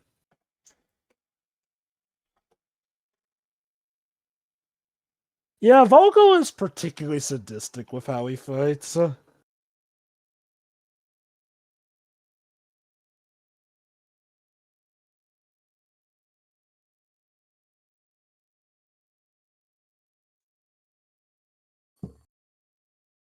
Well, crud. How convenient.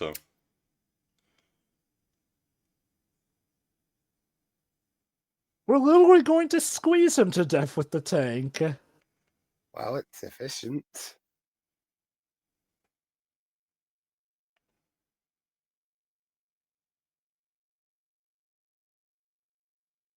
And then the QTE pops up to stop him being squished. The QTE being this. Oh. The luck of the absolute draw. Let's be honest, he really does think to step up as he goes along. I mean, I don't think you could pre-plan most of No. this. That's what makes him relatable. He's an average Joe just doing his best for archaeology and his country in the war efforts.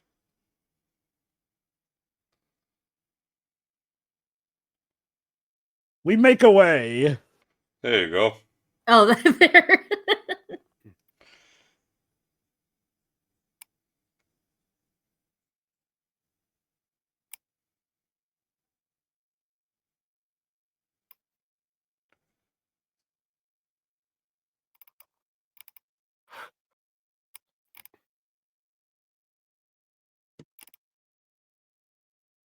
Father of Indy.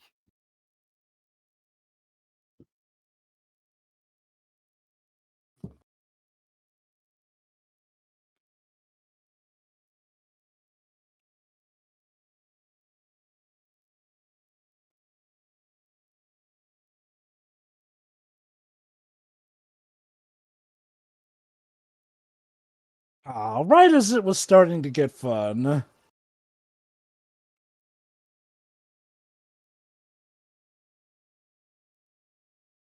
They'll cushion What's your wrong, landing. Volk? So it turns out Colonel Vogel, the bird, could not fly. Oh well. It's a true German tale kind of twisted ending, clearly. Yes. Unfortunately, it seems he may have taken Indy with him. Clearly.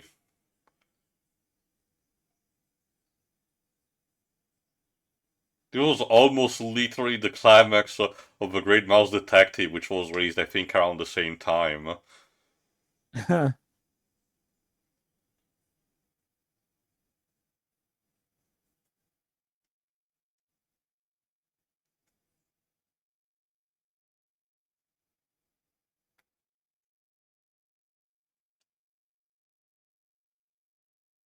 5 minutes, Cloud.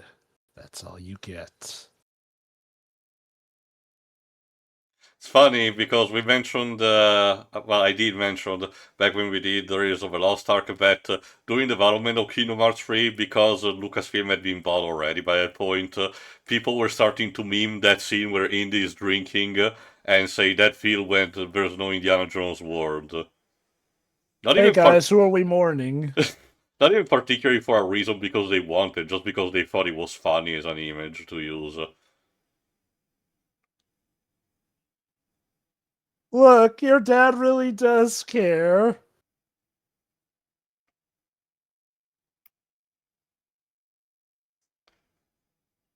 Against all odds, he has survived it all.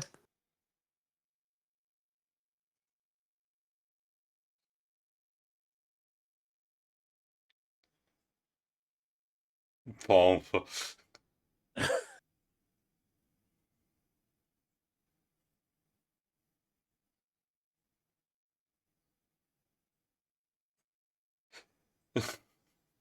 Well, fuck my life. 5 minutes, But hey, Dad. at least your hat came back.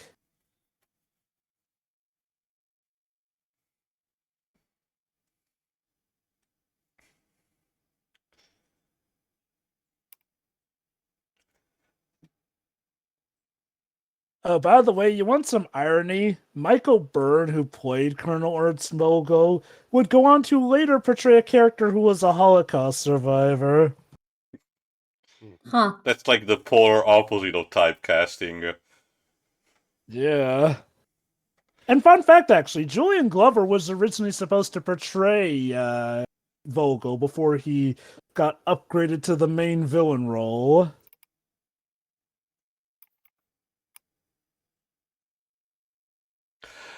So, fun fact for those who don't know, that is actually an actual proper monument carved inside a canyon. I forgot the specific place, but that's not a studio constructed, monument. That's an actual real place. Cool. Way for them to, go above and beyond. Let me check specifically when it's mentioned.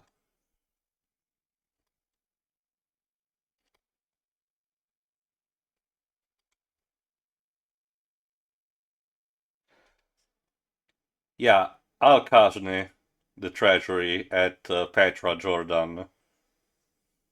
Nice.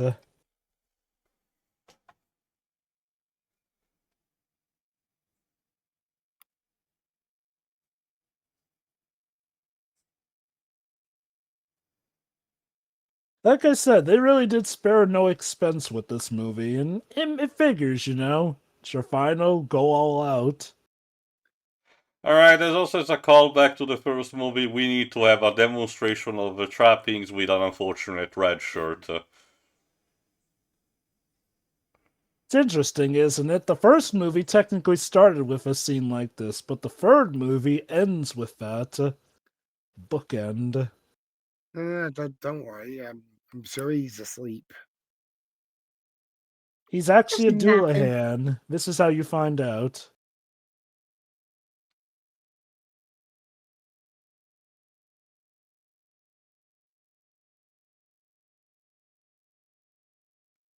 Like, millennia old technology that has apparently super sharp blades.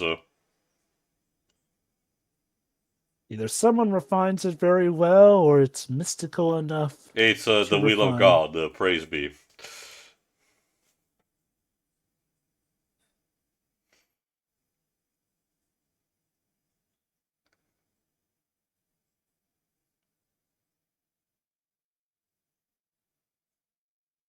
Wow, shit.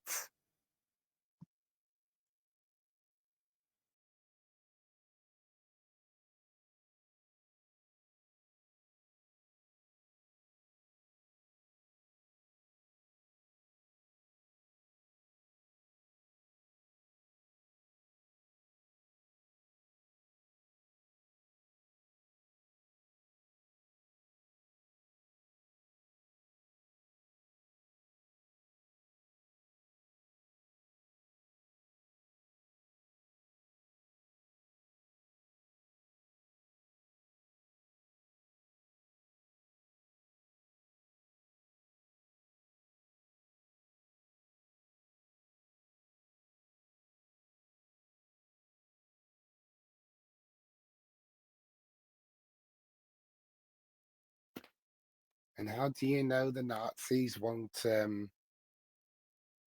just betray you so they can give the Grail to their beloved leader? I guess he's thinking that. Oof.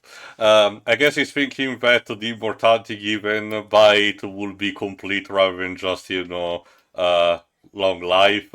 But So, fun fact, Brent Burt wanted an echoing gunshot for the scene, so he fired a .357 Magnum in Skywalker's Ranch's underground car park just as George Lucas was driving in. that's some Jared Leto level of method acting. Well, apparently they got the sound effect for it. Jesus Christ. Mind you, I don't think shooting the most skilled historian in this respect is going to help you that much, mate. Actually, their ploy is basically this now forces Indy to go for the Grail, since ideally the Grail should be able to heal his father. I think Dweebs has partially a point. We could have shot Marcus instead, but gonna need to be more personal with his father. So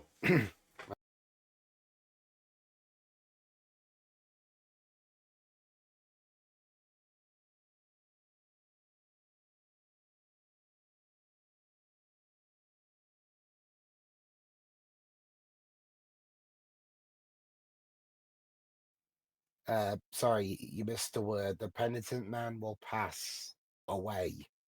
now, don't you see? Because this is actually translated in a localization way, it's almost completely wrong, and it doesn't get the correct, clue.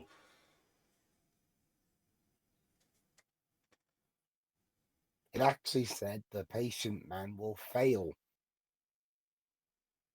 Let's see if I still have it.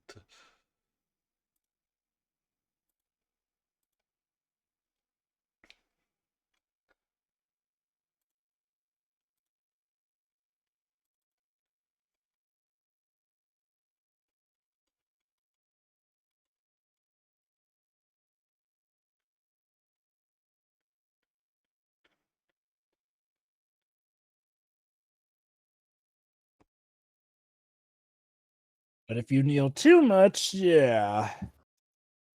There's a lot of sharp things.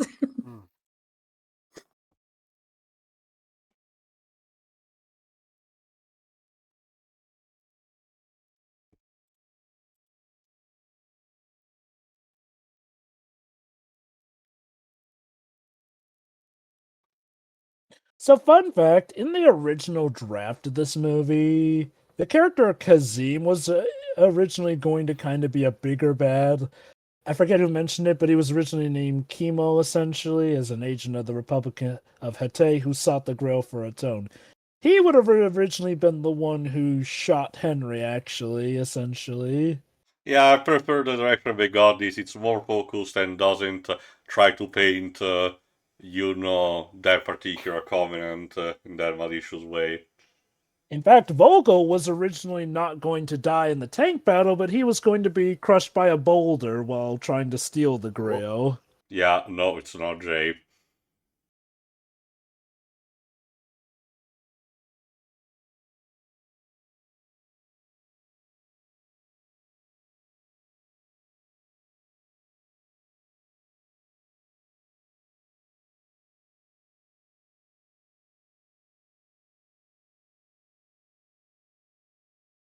That is why an interpretation of the name, at least in pronunciation, would be Jovah instead. Mm-hmm. Look at that. A case where good grammar saves your life, literally.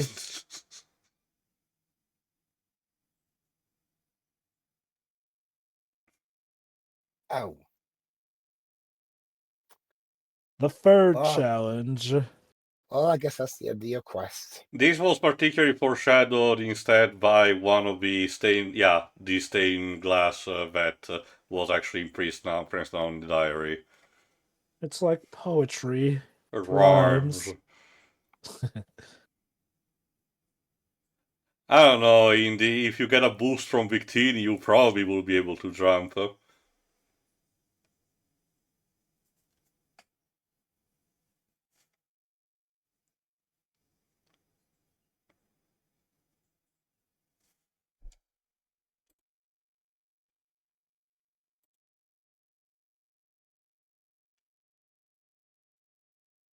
Yep. Time for a literal leap of faith.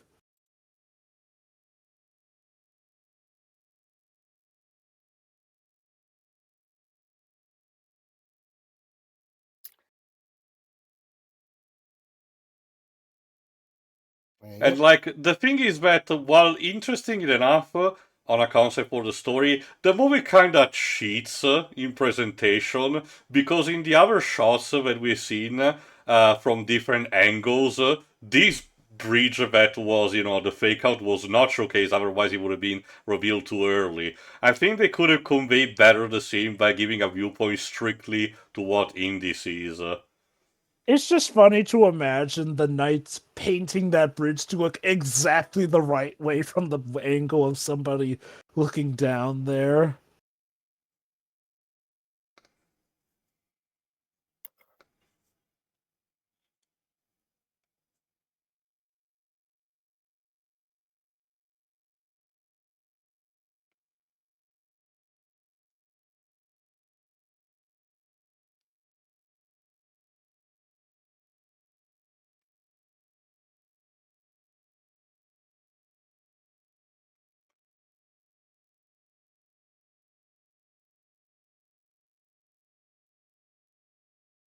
Oh. Uh, yeah, you're a bit too old for this shit. Fun fact also, in the first draft, originally Indy would have fought this knight on horseback. So we got to play the Crusader. An actor named Robert Edison. Yeah, he's the last of the three brothers that we saw the tombs in Venice. Yeah, he'd only done like a few movies. He was mainly a stage actor. I guess Huh. this is his most memorable movies due to his quotes. And he was like 80 when he recorded this. I guess that's fitting since he is supposed to be, well, extremely old. Which, okay, give him credit. Man was dedicated to spending the rest of his life in seclusion for centuries. Yeah, we don't really have time for this. Yeah. We've got other stuff to do. Speaking of which,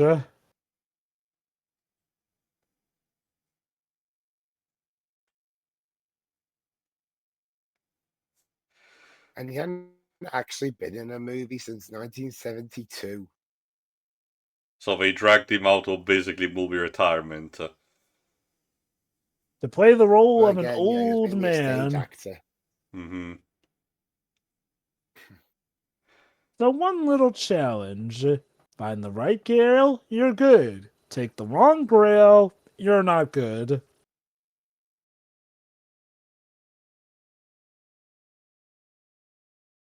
Maybe you shouldn't have shot Henry Sr. If I recall correctly, there's nothing in the diary that suggests, a reason to that. And the reasoning that Indy ultimately chooses a lucky guess, if you had to ask me, and even that it's based on, let's say, an interpretation more than anything.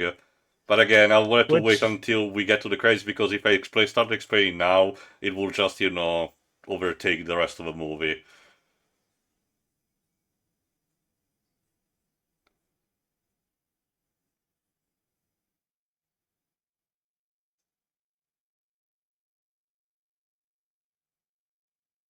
Sure. Also, like a moron, the guy decided to test immediately the grade on himself instead of asking Indy or Elsa to drink it just to test if it works. So you know what? You get what you deserve, Joker style. Yeah. So how's Eternal Life treating you then? It's weird because you spent the movie being super competent, but his lips at the finish line. I You wanted think to the have the idea. first sip.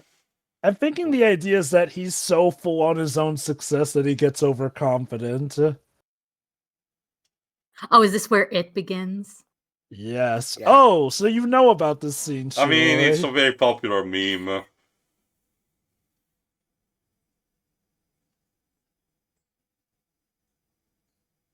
Okay, this is not quite how I felt when I saw Joker Folia do, but close.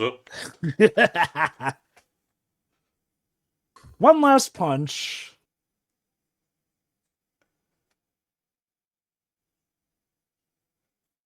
I love this line.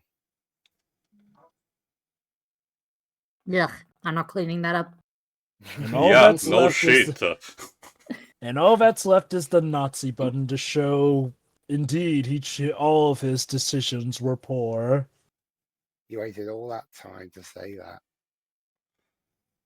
Yeah, Because I know. Jesus was I humble know like because that. I'm white. that's not really how it works, but again, please just be patient, I'll explain in due time. For now, the idea he's going off of is the idea that Jesus would not be all about that grandstanding and whatnot. Like, for someone who lived from a humble life, essentially, he would take a humble cup. That's the mentality this is going off of. It's more of a anyway. case that the movie wants to make a point that greatness does not necessarily have to come from opulence, but from being humble instead. Which it's a good message. Don't get me wrong on that. It's just that it's flowering up, and passing out. Oh, this is totally what's in the scriptures. Now, the knight warned that these are not meant to pass the boundaries of the tomb, though. And okay, I might as well bring it up because a lot of people like to say, oh, well, that's a lie because his dad died by the time of the fourth movie. Like, I think it's clear that this is the kind of immortality that you kind of have to regularly Yeah, heal, essentially. that's basically probably the reason why the knight maintained itself for 700 years, and even then, as noted, it was still very weak by the time they got there. Now, the idea is that any water you pour into it will basically, Yes, become that it's the miracle water, object but you that need to does grow that, it, so. not the liquid inside. Imagine, pour salt water on that. I mean, if we operate on Jesus' miracles, it may as well turn into wine. So, fun fact actually, for the second draft of this movie, Indiana Jones's mom was actually going to be a factor, where she would have been dismissive of him after coming back with the Cross of Coronado, while his father was on a long-distance call. Walter Chandler of the Chandler Foundation would have been featured. He would later go on to become Walter Donovan, but he would actually die in the tank, and Volga would be the one who would die in the Grail, being beheaded, essentially. No, the person who would shoot Henry and die from drinking the wrong oil was actually supposed to be Elsa herself in that version, go figure. I mean, the movie still goes for the way of her ambition, but yeah, it would have been basically the same, just in a different way.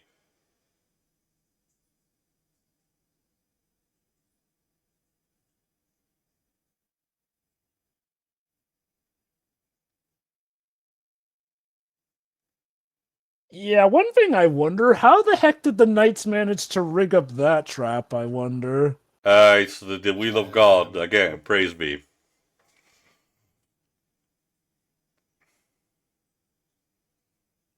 Butterfingers. Oops.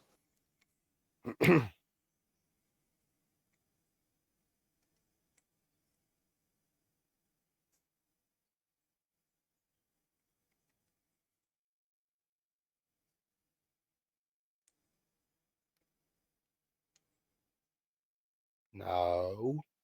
Bad Elsa. Elsa, don't! You'll get a movie! A weird Disney princess movie. You don't need to sell it out for the grail. You'll be eternal that way.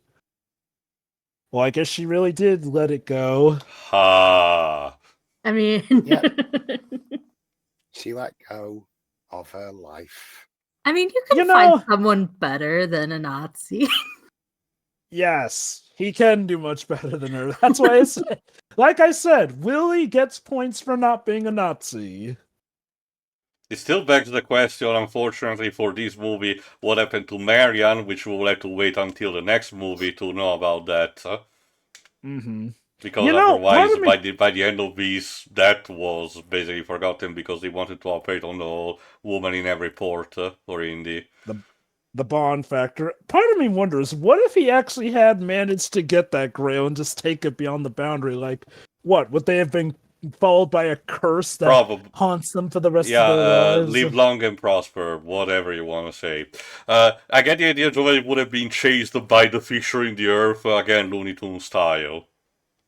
Okay.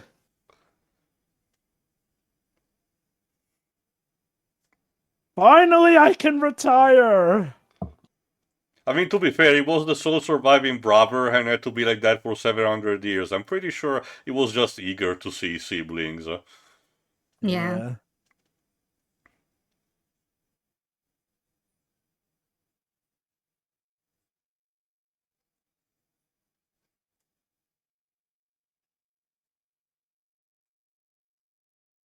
And look where that got her. But yeah, how about that? The main female interest actually dies in this movie. Again, well, it was basically a consequence of her action. It wasn't really a case of, stupidity or mercilessly freeing her by the villain's hands. So, Yeah. And shoot, in the second draft, it sounds like she was going to ascend to be the main villain.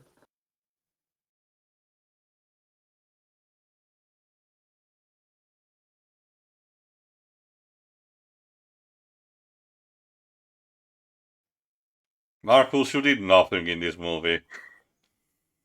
Hey, he saved Indy's father from the tank. Ah, there you go. He's named Indiana after the dog. That's just his nickname. Also, Sean, you're not Lawrence of Arabia. Funny you mentioned that. You are really bad at riding a horse.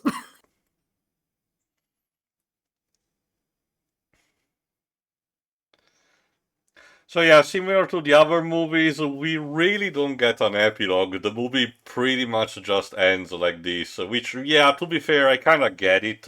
The first one technically had more of a proper epilogue because they needed to showcase the fact that the United States had the Ark of the Covenant stored in the warehouse, but And for this final shot, it's actually shot back in America in Canyon, Texas. Magic Hour and all. Somewhere Michael Bay is actually having an orgasm and he doesn't know why. Why? Because it looks like an explosion in the distance? No, remember, he loves to shot for this specific moment at the Magic Hour. Don't ask me He why. does. Yeah, he did that even for Transformers. But yeah, the movie just basically ends, which, again, I partially get it, but for being the conclusion of a trilogy that fans thought that it would have been the end of a franchise, or now it kinda feels weak. Like we should have still got at least a 2 5-minute epilogue of sorts.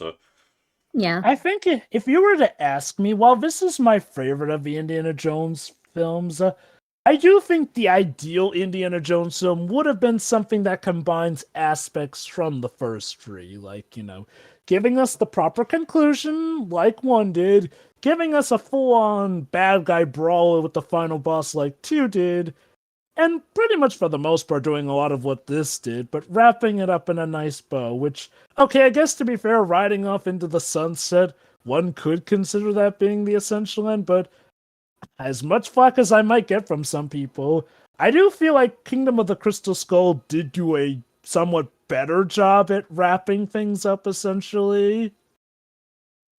Alright, final thoughts in the meantime, because my argument will have to take a bit. Dweebs.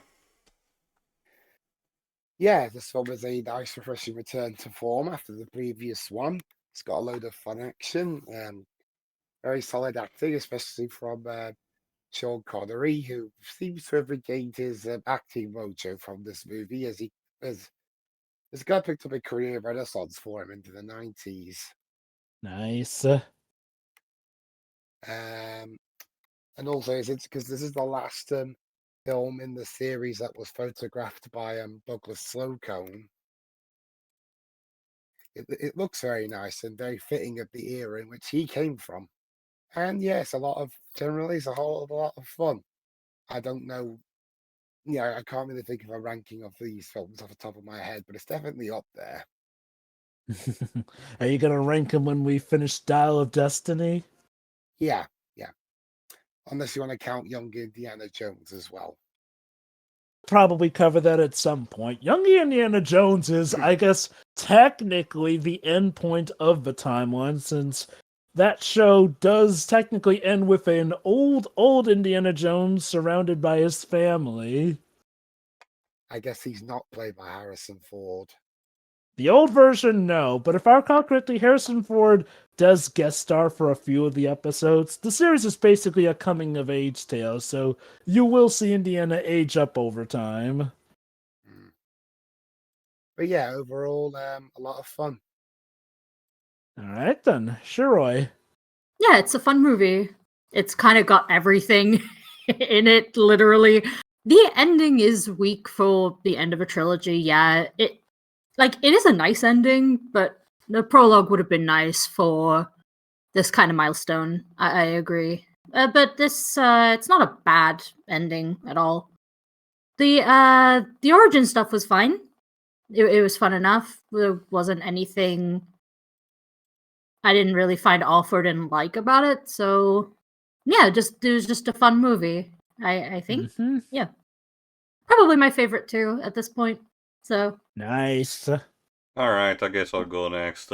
Again, it's fine, and technically speaking, an improvement over Temple of Doom, obviously. It's just that the kind of mysticism that it has plays a bit more safe. Again, more akin to the first movie compared to the second. And I get the idea that it could have been, something more could have been done with it. While definitely it's an experience that everyone involved probably had fun in making it, and there is technically something to be appreciated about the stunts that had to be performed, the actual work and the art poured into it. When it comes to revisiting the franchise, I tend to still do it in sequence anyway, so it's not really a movie that I skip anyway. But I'm not gonna lie, I still had to prefer Temple of Doom on a general kind of occasion for the thing that I said for that movie. This is technically fine, but on a more safe kind of level. No, okay, my argument for the choice at the end is that, again, having actually growing up in a Catholic family, I got these things, properly drilled into my head. The Grail is the cup that was used in the Last Supper. Now, 3 out of the 4 evangelists specifically mentioned that the Last Supper happened because Jesus and apostles had to celebrate the anniversary of the passing, the Hebrew passing, the anniversary of when, the Jewish people managed to escape from Egypt. So as a result, Jesus sent 2 of his apostles, I think it was Peter and John, to a specific house, and specifically told them, go to search this house, find the proprietor of it, and tell this person to prepare the second floor of his house, for I wish to partake, to celebrate the festivity there. So they go there. So the stuff that they used in Last Supper was property of the person that owned the house, and chances are that, a person of that kind of status with that kind of house did not really had something as simple as a cup made of wood. The movie makes a point to say that the interior part is made of gold to represent the idea about, still about the humbleness, but that it gets rewarded with beauty on the inside, kind of stuff. But I think that the movie tries to operate on the idea that, Jesus was the son of Joseph, a carpenter, so it would be more akin to either having brought that with him, or that they mistakenly thought that he was celebrating the festivity in the old house that he had with Joseph. Either way, it feels a bit clumsy, if you ask me. Like, I don't know, I think the movie needed to have a better justification. You can make an argument that maybe it's just Indy making an educated guess with his limited knowledge, because the movie has made a point that among the family it was John Sr., the one that was more educated on the matter, while Indy was, had abandoned religious studies, like, sure. But I think the movie could have, overall had the explanation a bit more better than it did. That's basically my point. With my own Christian upbringing, from what I can understand, both and either interpretation of the Grail could suffice, essentially. It really does come down to how one interprets. Like, if it wasn't for Jesus what the was. knight told before the trial and say that, the false Grail will actually kill you, I could have easily chalked it up to say any of them could have been the Grail, and it's the morality of the person that determines what happens to you. Which would have been the perfect escamotage, yeah. But that's not how the movie rules. So, I honestly could see a remake of this movie going with that interpretation as well. Not that we need a remake of this, obviously. Yeah. If ever it did, I could see them going with that interpretation that the test isn't so much which Grail it is, that's just a false test, but it's truly a test of character, essentially. Although, I guess in that case, then we'd run into the same issue from Raiders of the Lost Ark, where Indy never really had to go after the artifact because the bad guys would have been doomed by it. I mean, by technicality, it's basically the same, because of the rules established that the Grail could not be taken out of the temple. They couldn't have done that anyway. I'll be honest, that scene I always chalk up that scene to just they were clumsy, because it feels like if you know your footing well enough, you could technically escape with the Grail, else it just got insanely unlucky, But I get the point that if we start thinking too much about it, I say, what if they tossed the Grail outside of the symbol? We could evolve into just, overanalyzing movie criticism. So I get the idea, it's best to stop here. Your thoughts, Jovah? Yeah. Well, starting with my comparison to Raiders of the Lost Ark, I do at least like how, okay, even though this is a movie that's clearly going back to the roots of Raiders of the Lost Ark, I at least feel like this movie does enough unique stuff to differentiate itself from Raiders of the Lost Ark. It also helps that, at the very least, it feels like the stakes stay on throughout everything. It never feels like the journey was a waste. So from what I understand, this movie had quite possibly the most chases and action scenes, apparently until Dial of Destiny, supposedly according to the trivia page. Like, I guess that means Dial of Destiny will do some stuff, but talking about this movie itself here, it's an absolute blast. I always love watching this movie. It has, of course, iconic lines that have been replicated pretty much throughout history, set pieces that are insanely memorable, essentially, an iconic cast of characters, a great cast in and of itself, phenomenal acting, and a movie that's a good package, essentially. I do like how they handle Indiana Jones's backstory for the most part, honestly.